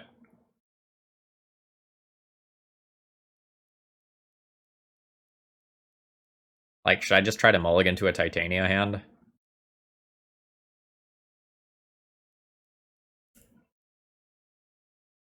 I don't know that this hand is better than a 5 that's good. This hand is better than the previous one. No Gargadon. And because I can't cast this, I think I'm just going to go ahead and ban the Punishing Fire. So this hand only removes one of my opponent's creatures, but Plague Engineer could like actually win the game realistically on its own.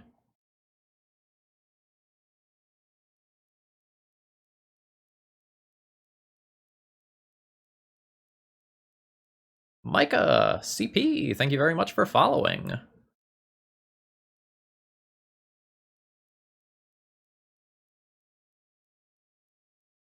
Oh, opponent could go ham here.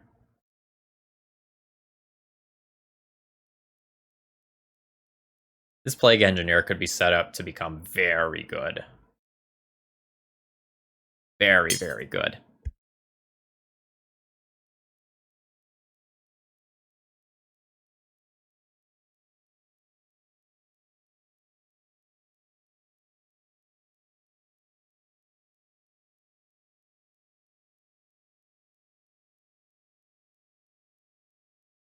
And Old Gumlo, thank you very much for following. Oh no, that card's strong. Neo Applejacks, thank you very much for following.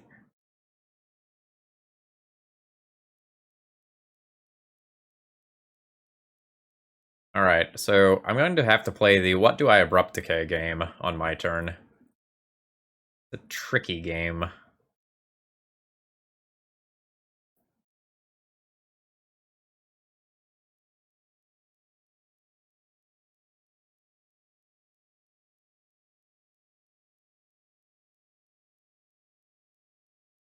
So I have the third land for Plague Engineer. I don't have to decay it. So if they tap 1, 2, 3 to activate this. Oh, so it's 6 total mana. So assume they go land drop and tap 1, 2, 3. I only take 10. So they have one card left. This may just be a time where I take a huge risk and Abrupt Decay the Scavenging Ooze, and then attempt to 3-for-1 them with the Plague Engineer.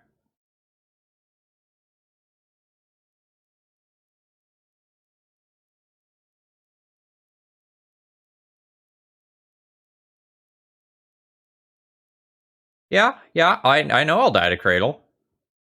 But if I just decay this, is my Plague Engineer alone going to win this game? And the answer is no, probably not. So, I accept my death to Cradle. And I accept 10 damage on board as is for the line that is most likely to probably actually win me the game.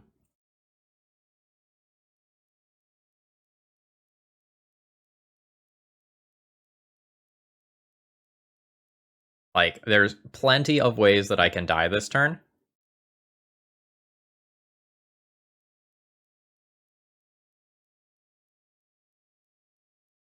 Yep, alright. Like, there's the Cradle. I die for taking that line. But if I kill this, I take 2, 4, 6, 7, 8 damage anyway. And then, like, I play Plague Engineer, get rid of 2 of their things.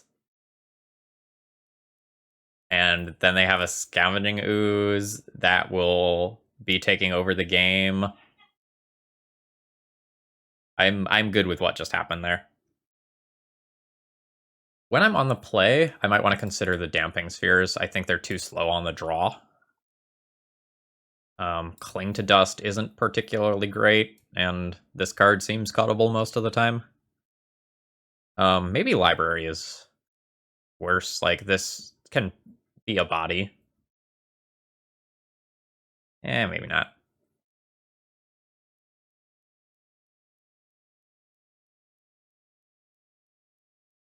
Yeah, Damping Sphere isn't exactly crazy.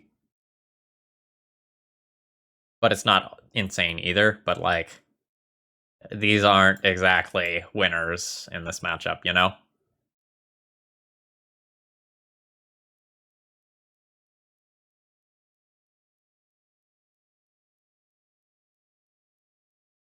Yeah, in the times where they don't have a Cradle, my line probably works towards winning.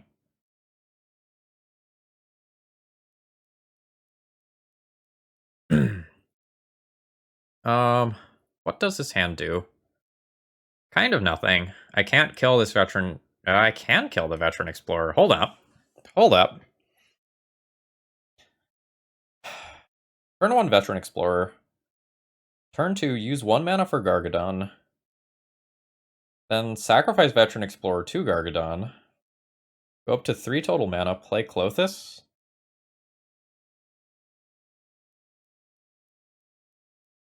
That feeds my opponent a bunch of mana too, though. I don't think this is better than an Orcish Lumberjack Titania hand.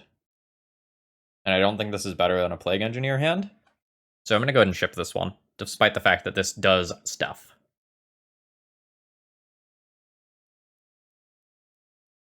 Oh god, no green mana. All right.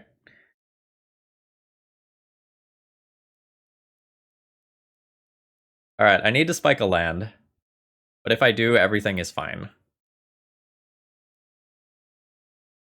I think this sideboard hate card is going back, given the texture of this hand. And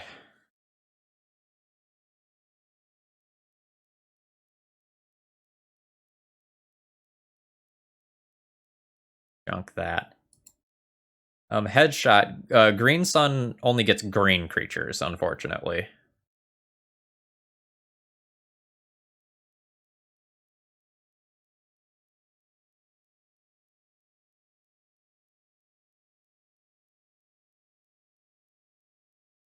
Some of those green cards let you get out anything, and some of them only let you get green stuff.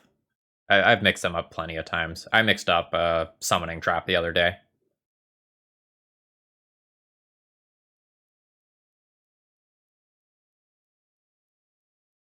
Another Orcish Lumberjack.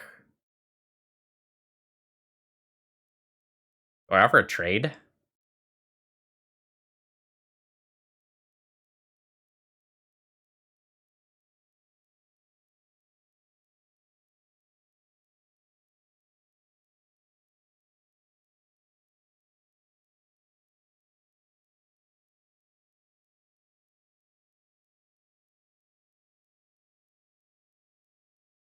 Yeah, I think I'm totally fine this game if I hit a land drop, because then I just go like Titania into Plague Engineer. And if I don't hit this land drop, like, it was a mull to 5. Of course I'm gonna lose. Yeah, Chord can get any color, because it was like played in those modern Kiki Chord decks, right? And you used it to tutor up your combo pieces.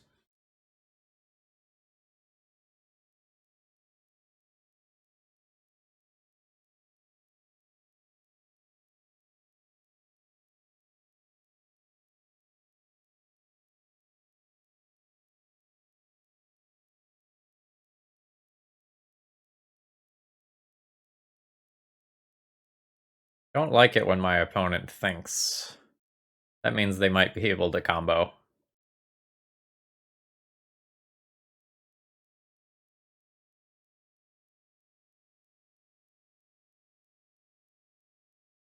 Eh. Um, kind of. The answer is, I guess, closer to yes than no. They're really different styles.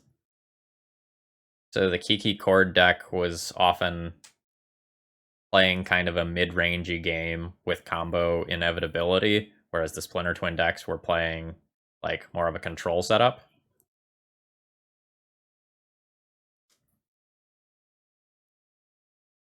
All right. So if I were to Plague Engineer this turn, I could only kill one thing anyway, so I think I am supposed to go ahead and get my Titania into play. Well, Birthing Pod was legal for most of the time that Splinter Twin was legal.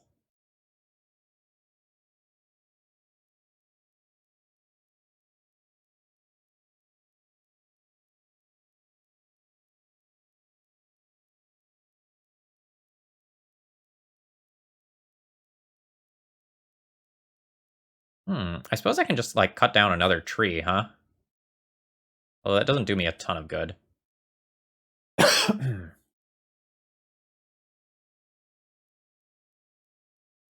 Or does it? I get another Bayou here. I can just Plague Engineer.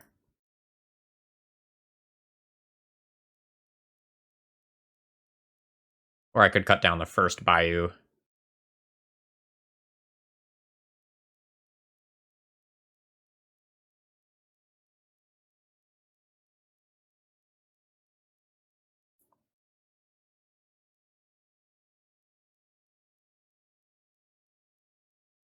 Oh, they didn't bounce.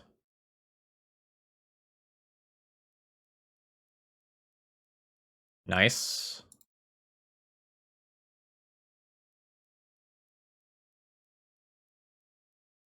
I'm not out of the woods yet. They can still just natural order.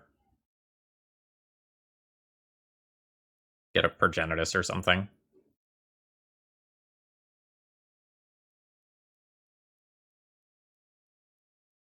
They're not going to be untapping with Wirewood very easily. Yeah, I have 2 Supreme drafts that are going to go up on Monday and Tuesday that are a lot of fun. The one for Monday is solid. The one for Tuesday is insane. There were a lot of time walks in Tuesday's draft. Like, holy moly.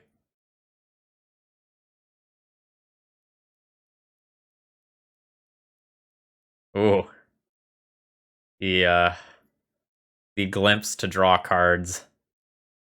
Rough.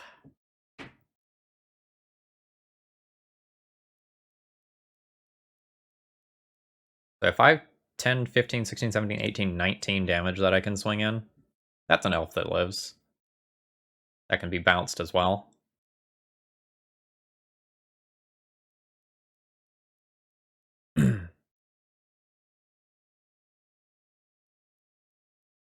All new Titania.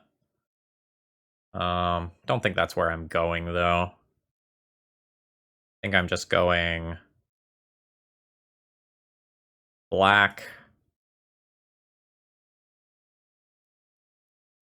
Sacrifice that for green.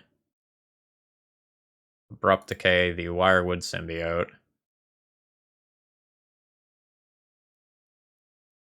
And then crash in with everything.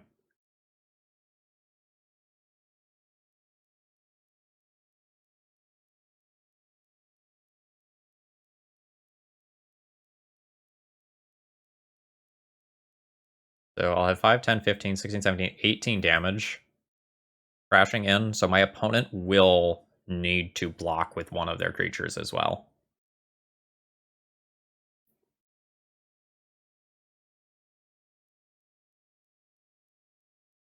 Reed Duke, pretty good legacy player. Good proficiency with elves. Also won GP Louisville with the like Bug Leovold pile.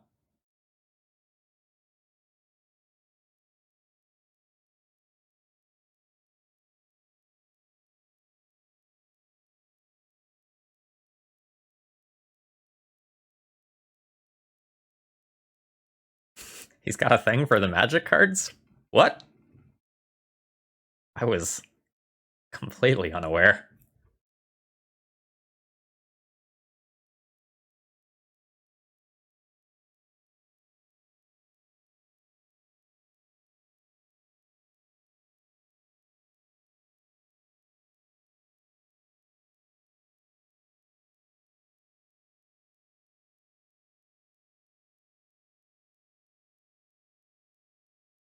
Just have to like...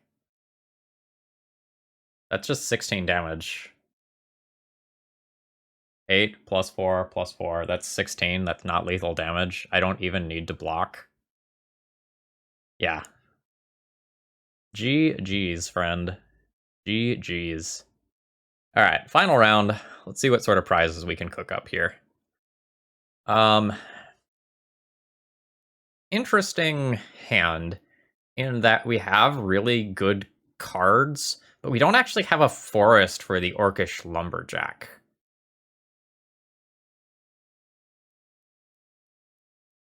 Like my hand isn't necessarily bad. I think I'm gonna keep this. So I'm gonna suspend Greater Gargadon on turn 1, and then get the Nickfit Duder on turn 2.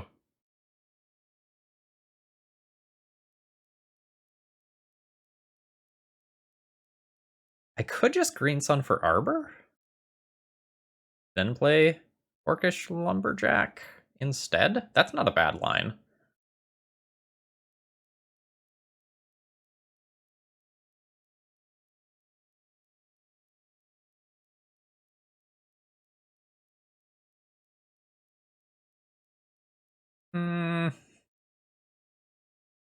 No, let's suspend this. I like the signal that this sends. You know, like you suspend a Greater Gargadon on turn 1, it just instills a certain sense of fear and respect in your opponent.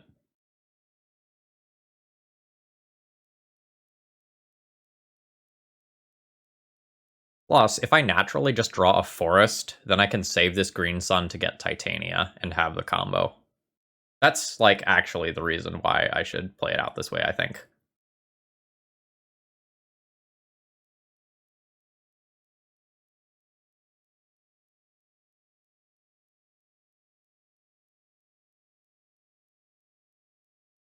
I actually should not F6 when I have Greater Gargadon, because if I get Wastelanded, I can sacrifice the land to Greater Gargadon, and that's, like, actively important.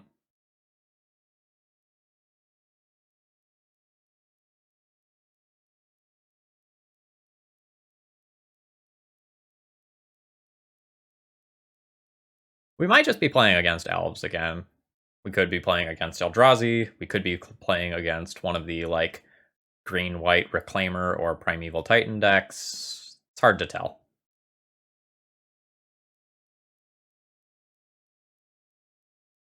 Yeah, so the last Legacy GP I went to was Atlanta? And I did okay there. I got, like, 50th or something like that. It was, you know, good enough that I got money, not good enough for big money.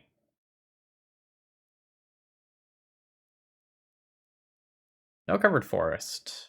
That's a little ambiguous.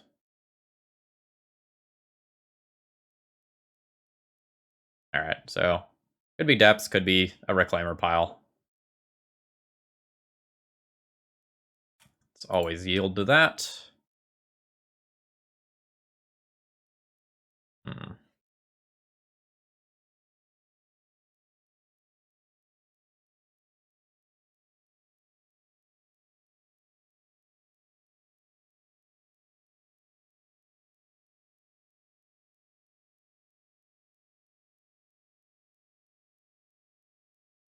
Let's rip a forest. This is the first time that it's come up that, like, Lumberjack can't sacrifice all the lands in this deck. Hey, my opponent could keep bouncing my Titania. That's a thing that could occur. I do also, like, kind of need to land in the graveyard, but I guess Orcish Lumberjack will put one there. Forest! Forest. Alright, so it's 1, 2, 3, 4, 5, 6, which is green sun for 5. I'm going to take a quick double check to make sure there's nothing I want more. I don't think we need Caustic Caterpillar here. Yep, let's grab a Titania.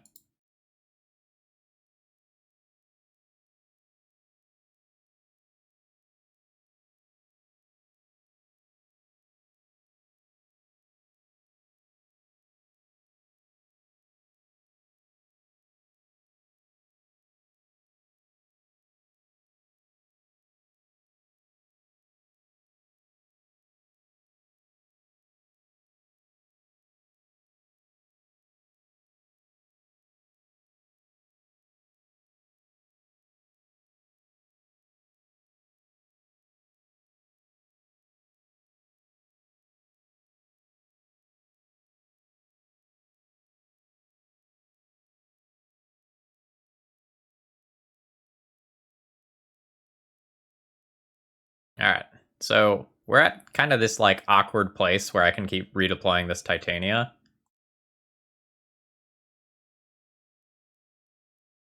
Without it really costing me anything.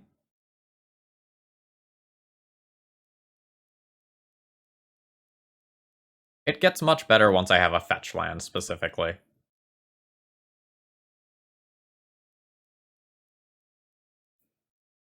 I guess I could have gone all in and just made 3 elementals, sacrificing them to Greater Gargadon. Maybe I should have just done that.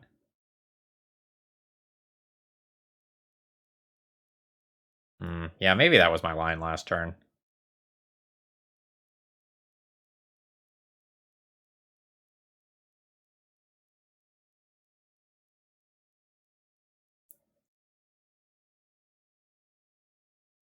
Maybe now I do it?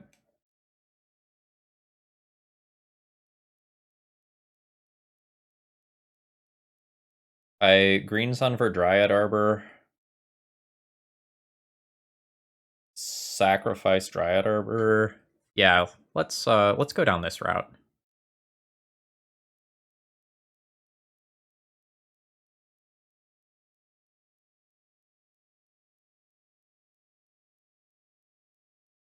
I'll pick up Dryad Arbor. I'll sacrifice that. Go ahead and play out the Titania. I'll return that Dryad Arbor. Now I can go 1, 2, 3, 4, 5, 6. That still doesn't get the Greater Gargadon to where I need it to be. But I can be presenting 20 damage on my opponent's turn. So that's fine. Yeah, I should have gone all in last turn.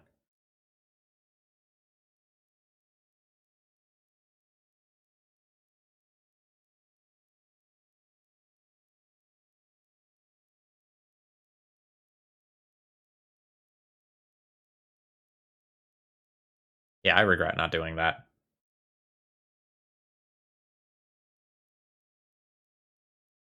There is a certain person in Roanoke, Virginia, who owns a very large number of tabernacles. They have made a very wise financial choice.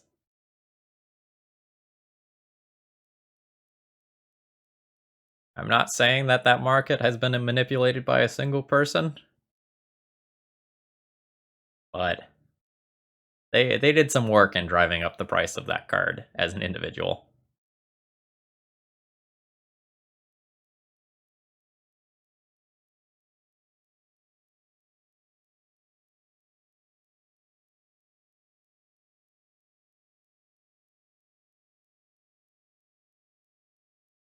I more feel for the vintage players who like really should be playing 3 tabernacles in their sideboards in a lot of cases.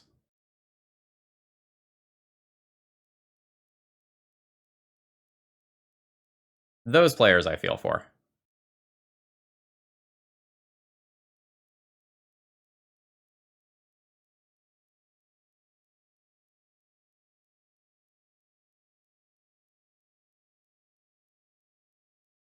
Yeah, there's a lot of the Xerox decks that want to be playing around 3 tabernacles in the sideboard.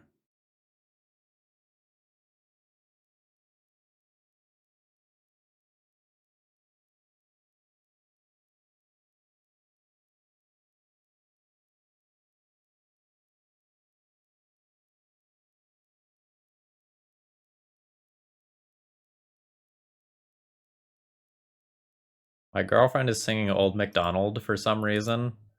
Should I be worried?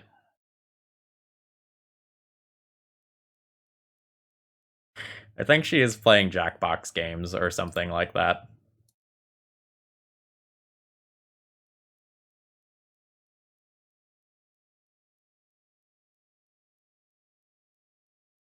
I'm gonna go with I shouldn't be worried, but like it's close. If the animals are right, I don't need to be worried. If the animals are wrong, I should be worried.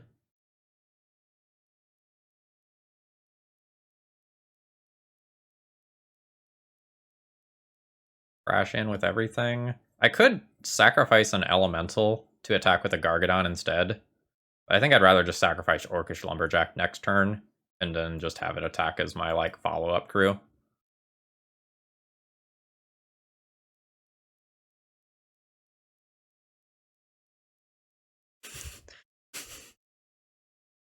There's Komodo dragons on your farm. I'm not sure if I think that's really cool or if I should be like really fucking worried. Also, is my opponent playing Dryad Arbor?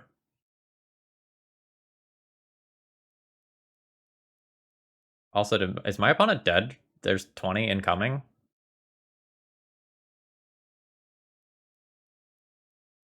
You have like a Glimmer Post? A Maze of Ith? No, that's gonna enter tapped. Malfi, thank you very much for following.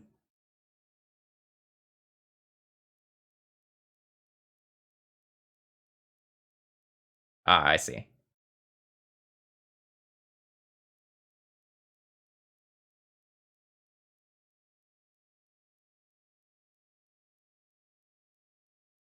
I guess I just sacrifice that to Gargadon.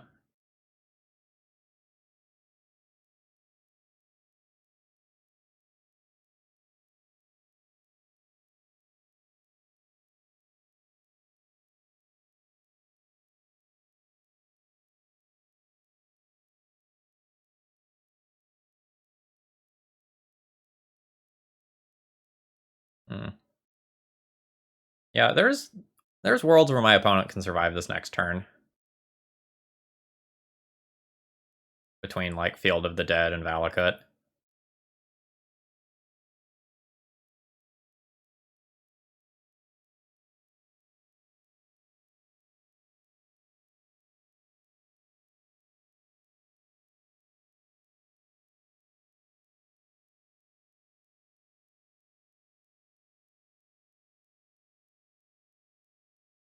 Why is it called Applejacks? Well, we have an Orcish Lumberjack, and of course we need to name legacy decks after cereals. This makes sense.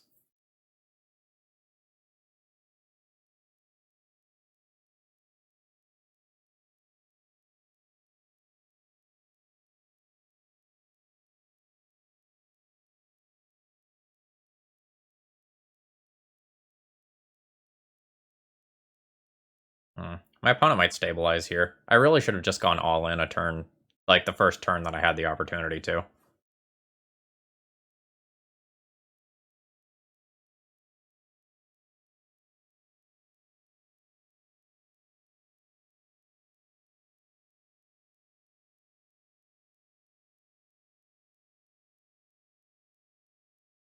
Is this two different art windswept heaths? Okay. This is probably the point where I am not going to come back from this. Like, my opponent has Valakut and Field of the Dead active. They can chump block forever. Maybe that's not entirely true, though. The windswept heaths are not, like, super friendly on their life total, and I do have Punishing Fire, so if they put themselves to 2, I can maybe just kill them with Punishing Fire.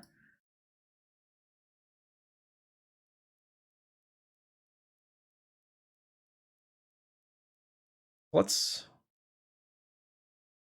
see what happens. Like, if they were to double fetch with these windswept heaths and go to 2, all I need to do is make 2 land drops.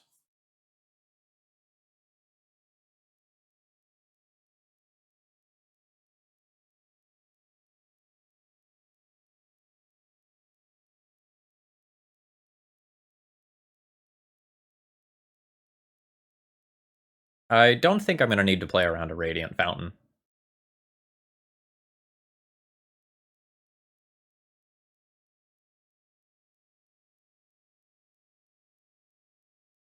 I've been wrong before, but that's not one of those cards where I'm like, ah, of course, I will play around this.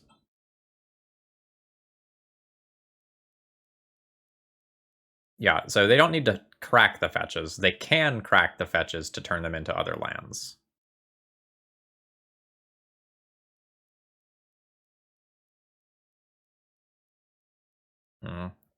Now they might be able to generate enough gas to just kill my Gargadon as well. Oh, they're just going for my face, huh?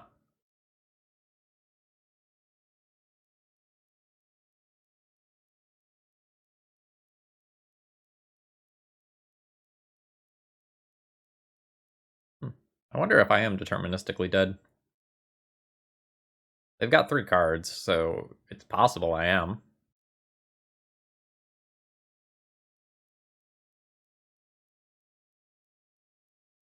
I see. The fetches do indeed mean that I am dead. Yeah, I should have just gone all in for 3 elementals. I wanted to, like, ride out that value train a little bit harder. But I guess I was just wrong. Like, I want to give that deck as few turns as I can.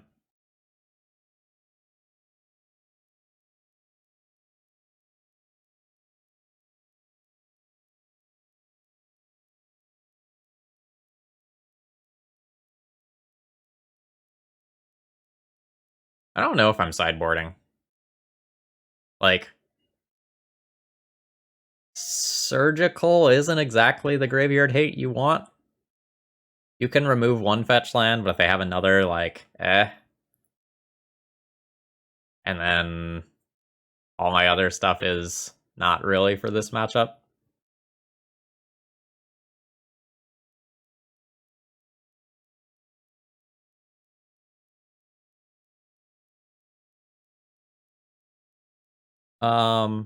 Honesty Jones, a lot of people are calling it like green-white reclaimer. If you were to search that, you could probably find the deck. It's essentially kind of a green-white lands-ish style deck.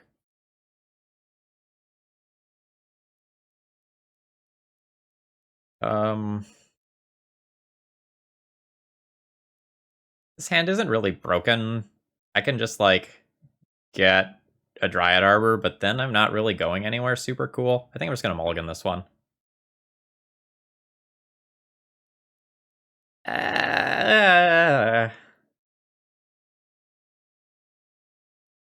This hand does nothing.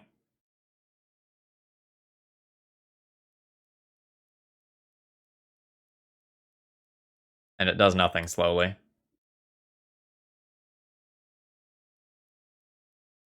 Yikes.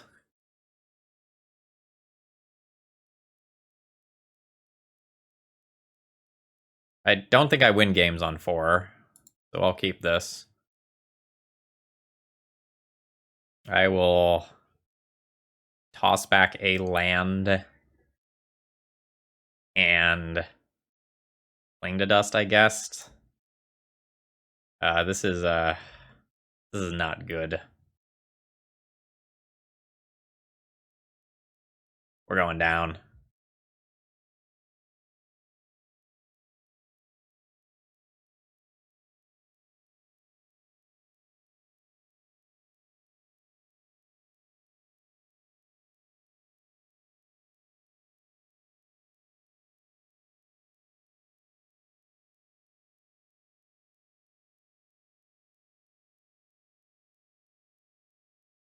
So, pick up 2 lands. I probably want to make sure they both produce green. We'll play the Rix Maadi Reveler and try to just turn this Prismatic Vista into some relevant card. I did not really succeed. Yeah, we're now in the, like, slow portion where we wait for our opponent to cast some big dumb stuff and die to it.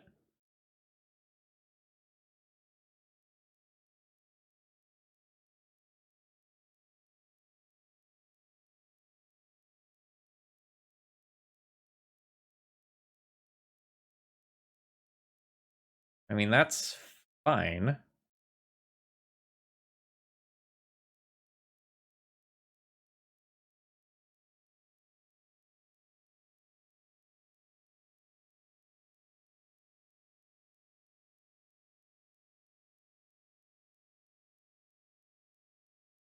I think I need to cast this turn in hopes of drawing a bomb for next turn.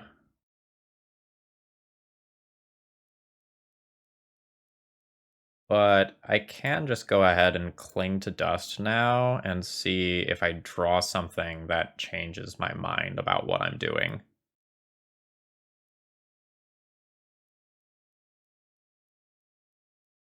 A Green Sun. Yeah, that makes me want to have Orcish Lumberjack in play right now.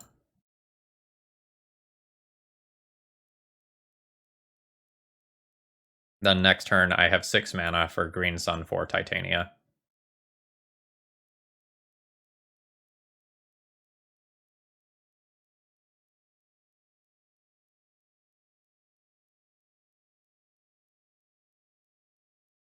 This league has been great, though. Like, win or lose, we've done some ridiculous things. Hitting a 6 mana enchantment with Caustic Caterpillar is hilarious.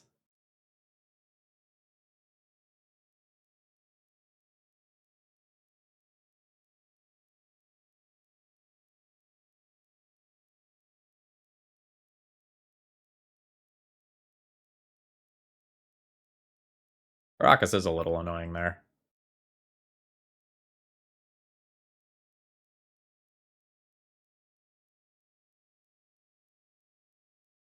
Could get Bojuka bogged if my opponent just holds up mana.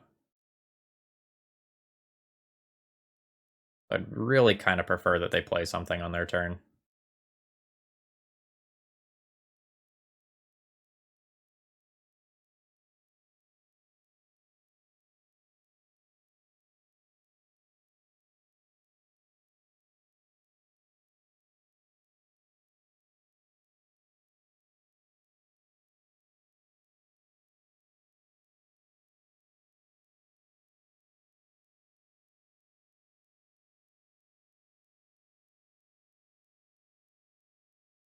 I'm pretty sure I can sneak 2 points of damage in with this.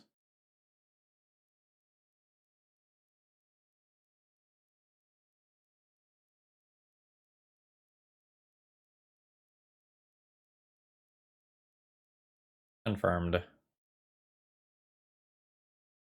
There is a world where I want to kill this Dryad Arbor. Or not Dryad Arbor, this Dryad of the Elysian Grove.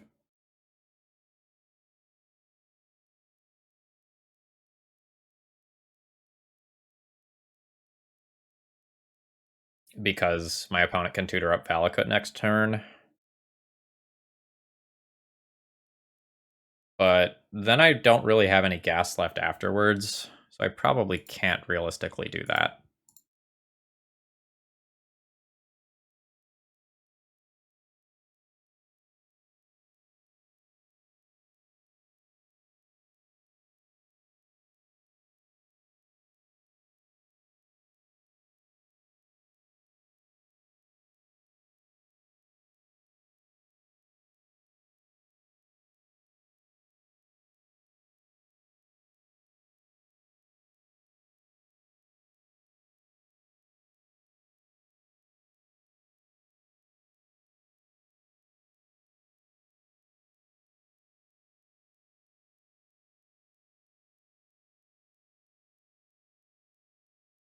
So my opponent has an answer to my Titania in play, kind of, already. And they have a good engine on their end. I will be looking to, like, use something like a Caustic Caterpillar to kill that Dryad of the Elysian Grove. Oh, great. Do they just have Primeval Titan?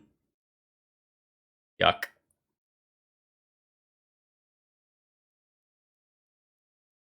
I will probably just lose to that, getting Field of the Dead plus Valakut.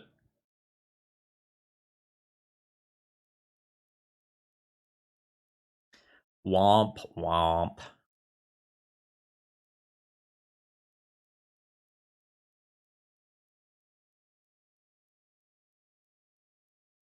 Or Valakut plus Valakut. That's also pretty gross.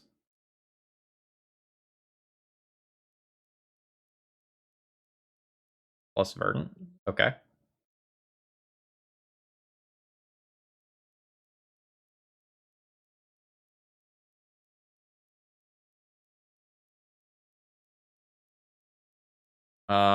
I can take the Dryad out of play, but then the Primeval Titan is still probably gonna beat me. Zephoid, thank you very much for following.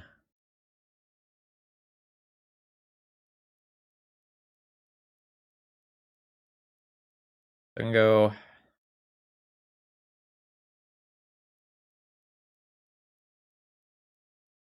One, two, three, play Ramunap.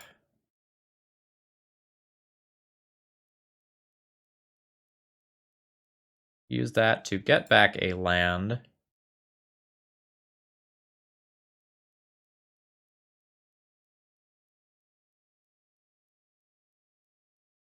Blow up the Dryad. And then I have to pass the turn. Oh yeah, Mr. Lee, you're right. That's something that I intuitively know, but I'm just kind of talking off the cuff here.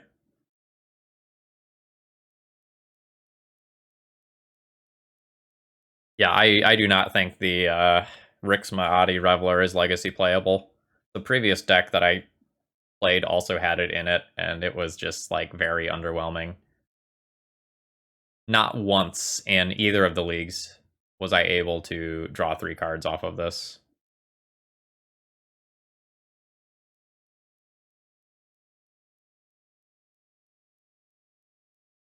Oh, we're very dead. We're very dead. I don't know how many zombies my opponent can make. The answer is probably a lot. They have 1, 2, 3, 4, 5, 6, 7, 8, 9 different things, and then they can like tutor once.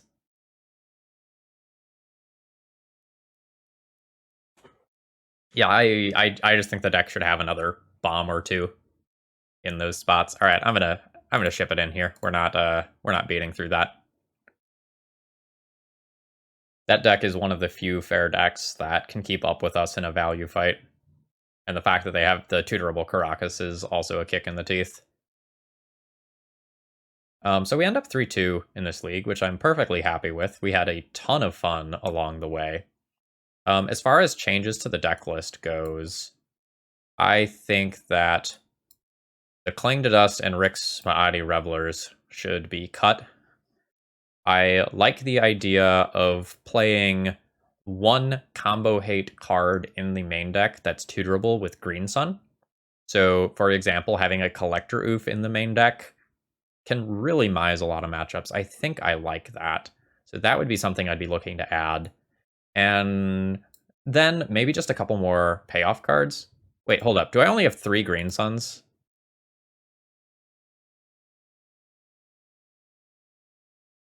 Where's my X-Cost cards? Okay, yeah, there's only 3 Green Suns in this deck.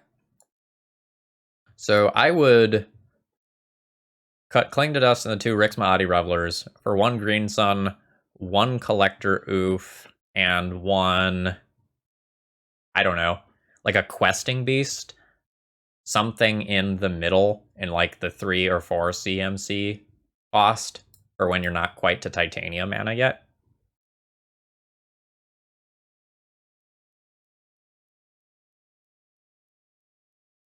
Well, why would you say you only need 1 Greater Gargadon?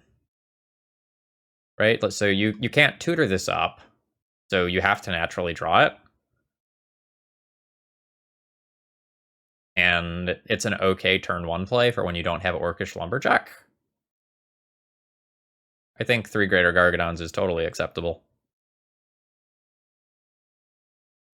Ooh, a Sylvan Safekeeper would be a good thing for that last slot as well. Like, the Greater Gargadon just does have value as a 9/7 body that comes down eventually, even when you don't, like, combo off.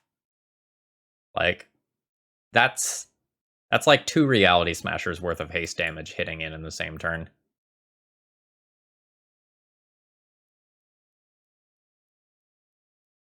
Yeah. If Gargadon is in the deck at all, it needs to be more than 1 of them. As far as the sideboard goes, I think the sideboard was fine. We don't really have things for fair matchups, but, you know, again, we're looking to go over the top of most of the fair matchups anyway, so maybe that's fine. I would have to play more to know how I feel about these. Crashing Footfalls over that? Well, like, Crashing Footfalls has no real synergy with the rest of the deck, right? Like, that just to spend, get a bunch of rhinos, and we can't get that back via something like a Dreadhorde Arcanist or anything in this deck. So I don't think that's really what we're looking for here. For those of you who watch this on YouTube, I hope you enjoyed. If you did, please hit the like button and consider leaving a comment, especially if you have any deck building thoughts for what could go in this deck, because this is the thing we're likely to see on this channel again sometime in the not too distant future.